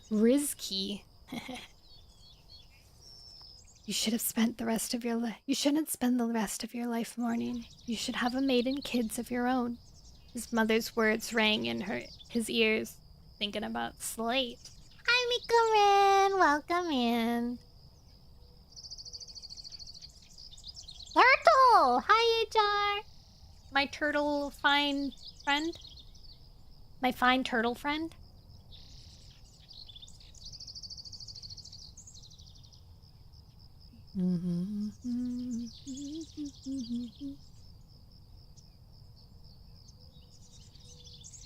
You will come see the kids, won't you? Starflower leaned towards Greywing. Of course. Greywing answered distractedly. He watched as Clear Sky and Starflower padded side by side towards the forest. Tall Shadow was nudging Sun Shadow to his paws. Come with us, she murmured. You'll catch a still if you stay out in the rain. Catch it chill. Sun Shadow heaved himself to his paws, his eyes downcast. Pebbleheart fell in beside the Black Tom, pressing his shoulder against his flank and guiding him towards the edge of the hollow. Jagged Peak followed, casting a last final glance back at Quiet Rain's grave. Tall Shadow fell in behind them. Are you coming, Greywing? Greywing felt rain soaking through his pelt. It dripped from his whiskers and pooled at his paws. Greywing? Tall Shadow's eyes narrowed. I'm coming. A fresh wind sprayed fine rain into his face as he crested the top of the slope. It carried the scent of the moor, and he breathed it in, his heart aching. You should have a mate and kids of your own. Pebbleheart was guiding Sun Shadow along the edge of the hollow, following the slope down towards the pine forest. His paws suddenly heavy, Greywing stopped. I can't come with you. Tall Shadow jerked around, her eyes wide. What? Guilt rippled through Greywing's fur, but he had to speak the truth. I can't live among the pines. But that's what you chose! I chose it because I wanted to help you build a new home. He gazed solemnly at Tall Shadow. But you're settled now. You don't need my help. Is this because I accused you of trying to take over? Tall Shadow's tail twitched uneasily. Jagged Peak stared at him. We need you, Greywing. No, you don't. Greywing turned his head and gazed across the moor. I can hardly breathe there. You were right. While I'm among the pines, I'm not as fast as I used to be, but up here the wind seems to rush through me, and I can run without losing my breath. Won't you be lonely? Tall Shadow looked worried. Greywing's chest tightened as he pictured Slate. I hope not. Pebbleheart's eyes shone through the darkness. He peeled away from Sun Shadow and faced Greywing. You must follow the path you choose. He murmured softly, Do you mind? Greywing searched his gaze, knowing he would not leave Pebbleheart if the young Tom still needed him. I want you to be happy, Pebbleheart mewed, and I'll know where to find you if I need you. Where will you go? Or where will you go? Tall Shadow frowned. Back to the old hollow? Pebbleheart didn't shift his gaze from Greywing's. He's going to Windrunner's camp. Greywing stared wordlessly back. Tall Shadow glanced at Jagged Peak. Of course. She dipped her head to Greywing. We will miss you. Jagged Peak padded forward and nudged Greywing's shoulder with his muzzle. Come and visit the kids, he meowed. They'll miss you. Greywing nodded. Take care of Fern. Guilt prickled his belly. He'd invited her to join him, and now he was leaving. She'd be safe in Tall Shadow's camp, safer than she'd been with Slash. His belly tightened. Be careful, he cautioned. Jagged Peak frowned. Of what? Don't forget, the pines are still new territory. You don't know what other cats might claim it as their own. Should he warn them about Slash? No. Fern would know if the rogue had returned. What do you... Should I warn them? Nah, they're chill. Hi, Daniel, and bye, Daniel. Hi, Cosmino? What do you think of Brazil? I've always wanted to go to Brazil. When I was younger, I had set my clock on my weather and clock app to some place in Brazil. I can't remember where it was anymore. But it was someplace in Brazil, so every time I looked at my phone, I could see the weather and the time there. But I always wanted to go there after. Now I can't remember.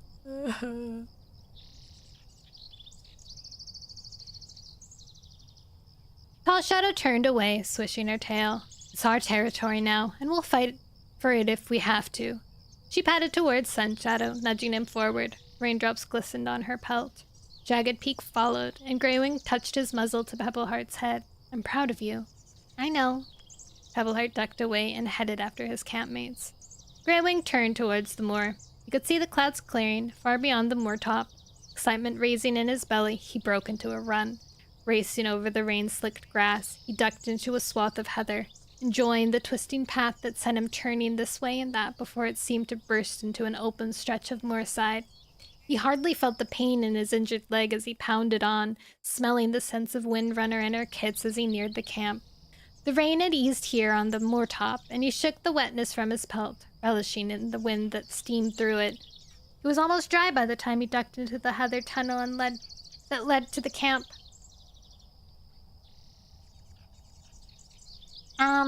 I would say Brazil's festive, no?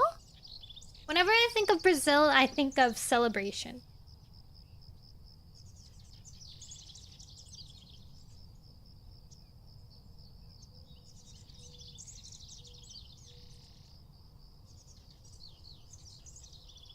I lost my spot.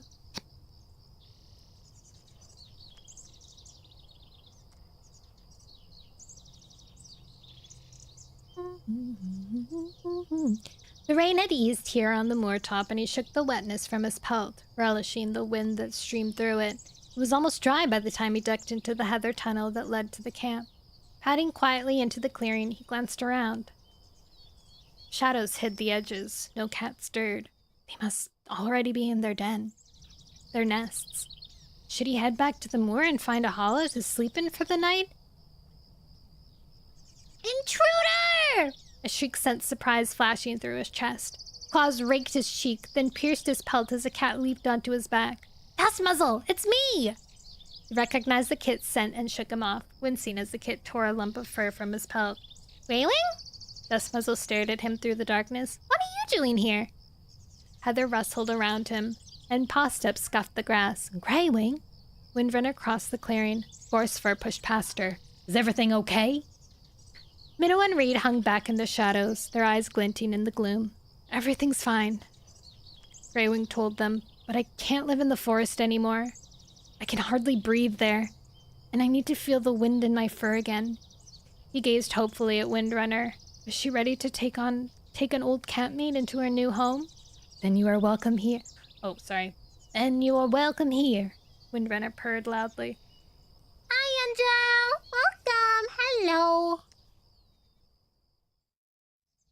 Mothflight bounded from her nest. Is Greywing coming to live with us? She bounced around him, her eyes shining. Yes, I am.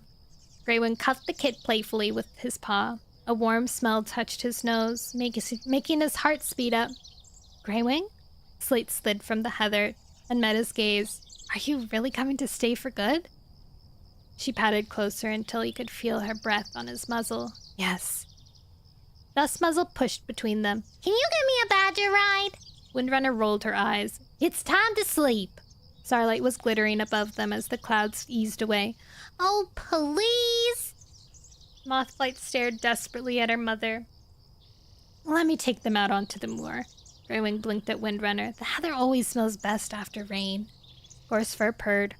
I don't want to waste your time arguing. He nudged Windrunner's cheek with his nose. Let's get back into our nests and let them go roaming if they want to. The kids will be safe with Greywing. They're too big for badger rides, Windrunner commented. That's Greywing's problem. Gorsefur patted across the clearing. I'll come with you, Slate offered. Greywing grunted as Dustmuzzle scrambled onto his back. Windrunner was right. The kit was as heavy as a fat rabbit. What about me? Mothflight mewed. Slate padded towards her. You can climb on my back, but I can't promise to carry you for long. She swayed as the kit clambered up. Take us as far as the moor top, Mothflight pleaded. Greywing ducked through the tunnel. Dustmuzzle pressed himself low as the heather swept over their heads. Out on the moor, Greywing headed up slope. He wanted to see the view from the top. His injured paw ached as he carried Dustmuzzle, but he didn't care. Slate caught up to him, Mothflight balancing precariously on her back. She was frowning with effort of carrying the young she-cat. I'm finna pause. Get off now, you two. Greywing shook Dustmuzzle from his shoulders. You can run to the top of the moor. Dustmuzzle sprang onto the grass. Come on, Mothflight, I'll race you. Greywing watched the two young cats streak away. He fell in beside Slate. Are you glad I came back? He asked, his mouth dry. Slate shot him a teasing look. What do you think? Oh. Okay, last chapter!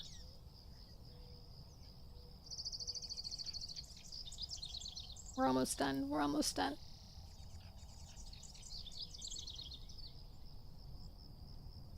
Ooh.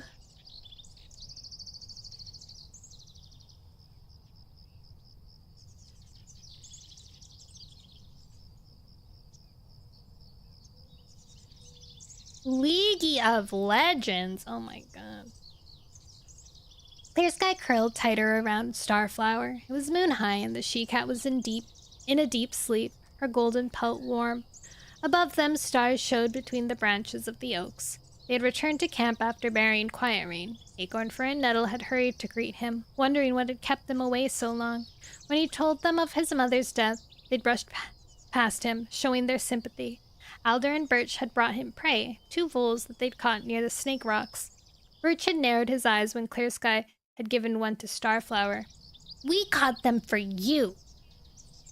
Clear Sky glared at him. We share prey in this camp. Alder grunted. When she disappeared, we thought she'd left again. Clear Sky's hackles lifted.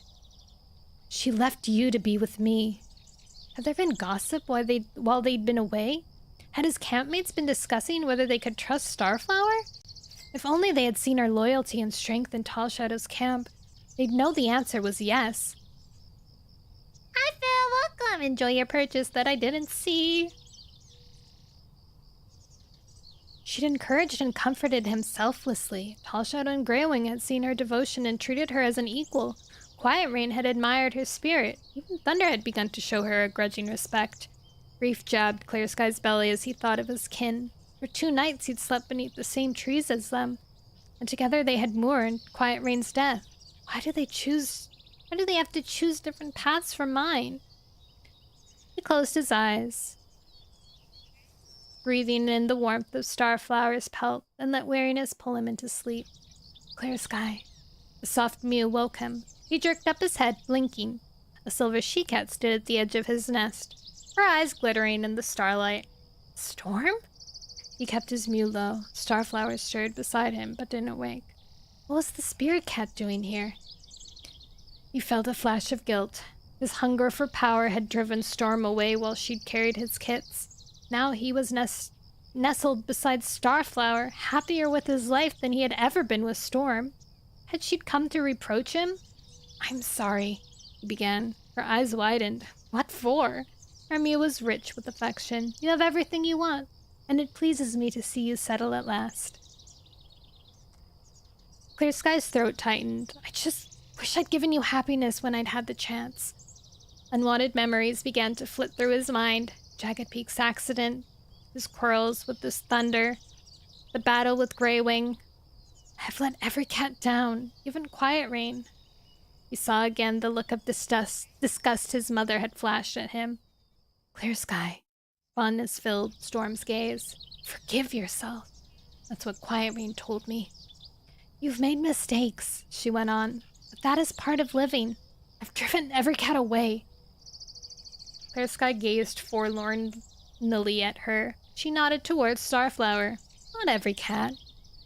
He dropped his gaze. Starflower understands me. Silver light washed Clear Sky's nest, and when he looked up, Storm's pelt glowed like the moon. The others will understand you more than you think. The others understand you more than you think. You shouldn't drive them away. They have their own paths to follow, and they are right to follow them. You will see this in time. She glanced up at the stars. We are all where we belong. Don't you all belong with me? Storm purred. Oh, clear sky, she murmured. Do you really want your future filled with your past? It's time for you to look forward. She reached out a forepaw and laid it gently on the starflower's flank. Your future lies here.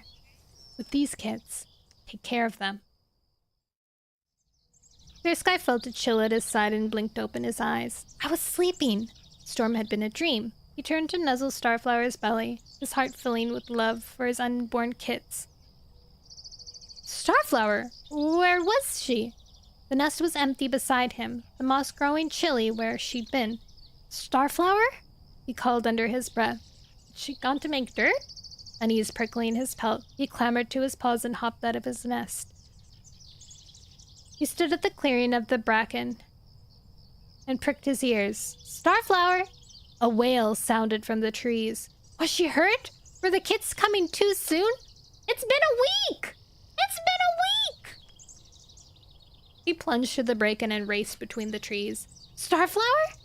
Ears pricked. He listened for another cry. She's over here. A nasty yowl rang from the gloom. The claw of dread hollowed Clear Sky's belly. He jerked his head towards the voice. Eyes gleamed from the shadows. Who is it? He hissed. Shapes moved between the trees. He recognized the glow of Starflower's pelt. Around her clustered 3 mangy, scarred toms. Clear Sky unsheathed his claws. Let her go, he growled. She can leave if she wants. One of the toms stepped forward. He was a brown tabby with broad shoulders, torn ears, and half a set of whiskers. A flash of white fur showed across his front legs. Clear Sky peered past him at Starflower. Why wasn't she trying to escape? She stood meek as a kit between the ginger and brown tabby ally. Come to me, Starflower. I won't let them hurt you. She didn't move. Fear showed in her eyes. Starflower has always was sensible. The gray Tom sneered. You know these cats? Clear Sky stared in surprise at Starflower. We grew up together. The Tom threw a glance back at Starflower. I always thought she'd be my mate, but now she's carrying your kits. Fury pulsed through Clear Sky's chest. Who are you? I'm Slash. It's him! The Tom's eyes glittered with self-satisfaction. An old friend of One Eye's. Clear Sky's anger rose, roaring in his ears. Starflower is coming with me. He reared, hissing, but Slash leaped back and grabbed Starflower. Hooking his claws into her shoulder, he hauled her to the ground and pinned her there. The tabby and ginger Tom crouched on either side, their teeth bared. Starflower groaned, her eyes wild with terror. Clear Sky froze. How could he fight them off without Starflower getting hurt? That's better, Slash snarled. It would be a shame to wound such a pretty cat. And with kits in her belly. The thought of harming them breaks my heart. His whiskers twitched cruelly. The ginger Tom hissed, his eyes gleaming. Poor little kitties. A chill ran along Clear Sky's spine. He met Slash's gaze, trying to hide the fear in his own. What do you want? I told you, Slash hissed. Starflower and I go a long way back. I was One Eye's closest friend. Anger sparked in Starflower's eyes. Get off me! She struggled. Her paws slithering over the ground as Slash pushed her harder into the soggy leaves. I never knew what One Eye saw in you, she hissed. You're not fit to say his name. Hi, Lily. And hi, Richard. Slash's ear flattened. Does he only have one ear? Oh, really? The flick of his claw. He sliced her cheek. Then why did you promise him that you would be my mate? It was a long time ago. Starflower struggled harder. Clear Sky felt panic rising as blood welled on her fur. He didn't understand what was happening. He just wanted it to end. Stop! Tell me why you're here and what you want. Slash turned his head slowly towards Clear Sky. He let go of Starflower and stalked forward, his lips curling. Don't think we haven't noticed you mountain cats recruiting all the strays you can find. He tipped his head, his gaze menacing. Why are you building such big groups? Everywhere we go now, we smell scent markers and see where you've been hunting. So? Clear Sky tried not to look at Starflower as she dabbed a paw against her cheek. This territory used to be ours. Slash snarled. The strays caught prey and shared it with us, so we left them alone. Now they're part of your groups. They think they're safe. They think they don't need to share their catches with us anymore. He glanced back at the toms. We're getting hungry, aren't we? If you want prey, take prey, Clear Sky growled. There's enough food in the forest to feed 3 extra mounts. But we're not just 3 extra mounts. Slash's eyes narrowed to slits. There are many of us, rogues from the two-leg place, rogues from beyond the pines and the river. We're more than you could ever imagine. And why have we never seen you before? Fear warmed in Clear Sky's belly. You never had to. Slash snarled. We only had to wander to the edge of this land to collect enough prey. The strays who lived here knew how to keep us happy. They'd lay out fresh kills for us to find. They'd leave the borders unhunted. There was no need to come looking for food here. But the strays hunt for you now, and we go hungry. Why can't you guys just hunt yourselves, bros? He eyed Clear Sky with menace. Why did you mountain cats have to come and spoil everything? We were hungry, Clear Sky told him. That's not good enough. Slash paced around Starflower, his sharp eyes flickering over her pelt. We need to put things back where they were. We're not leaving, Clear Sky hissed. We're not asking you to leave. Slash paused beside Starflower. Pushing his muzzle close to her injured cheek, he licked the blood from her fur with a long, lingering laugh. Ew. I just want to meet with the leaders of your group so we can discuss how you might share your prey with us, like the strays used to. He glanced up at the sky. The moon was high and bright. Tomorrow night, at this same time, I want to meet all the leaders on the sunning rocks beside the river. Clear Sky stared back at him. What kind of leader would obey these foxhearts? What if they don't agree? Slash's tail flicked sharply behind him. I will kill Starflower. He nodded to the tabby tom and patted away between the trees. The tabby grabbed Starflower's scruff between his teeth and dragged her after Slash. The ginger tom followed, snarling at Starflower's tail as her legs kicked in a futile attempt to free herself. Clear Sky's thoughts tumbled over one another. Blood pulsed through his paws. He wanted to run after them and free Starflower, but she might die. So might the kids. He felt sick. The bracken wrestled behind him. He turned, fur brushing, as Quickwater slunk out. Were you watching? He gasped. She nodded, her gaze sharp. Why didn't you help? 2 against 4? Quickwater narrowed her eyes. 3 against 3! Clear Sky hissed. Starflower would have fought beside us. Would she? Quickwater looked unconvinced. It sounded to me like she and Slash were pretty close once. And you remember how she betrayed us for her father. Would she betray us for her father's friend, too? Rage pulsed through Clear Sky. Didn't you see how he hurt her? Could have been part of the act. Blood roared in his ears. Clear Sky lashed out his paw and raked Quickwater's face. Does that feel like an act? He yowled. Quickwater ducked away as blood shone on her muzzle. She glanced at him resentfully. Climb me won't make Starflower loyal. She is loyal, Clear Sky hissed. More loyal than my own kin. Only you believe that. Quickwater rubbed her nose with her paw. Do you really think the other leaders are gonna risk their pelts to save Starflower? No cat will fight those mangy rogues to save a traitor, even if she is carrying your kits. Clear Sky stared at the old she-cat. Where was her loyalty? Oh, is she old? I gave her a young voice. Didn't you realize these rogues were just threatening Starflower? Weren't just threatening Starflower?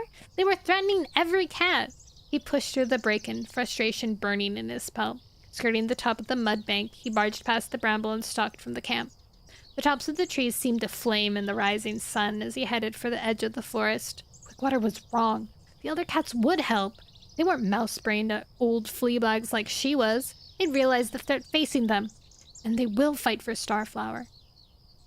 They had to, even if Clear Sky had to force them to fight.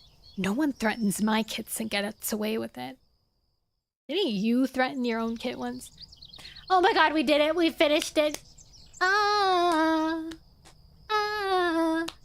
Woo! Woo! Woo! We finished it. We finished it. I have to go to the bathroom so badly right now. I can't even be bothered to raid someone. I'm sorry. I'm sorry, my amigos. I'm dying. I'm dying. I'm dying for real. Bye-bye. Bye. Bye. Bye. Bye. Bye. Bye. I'll see you when I see you. I don't know when I'm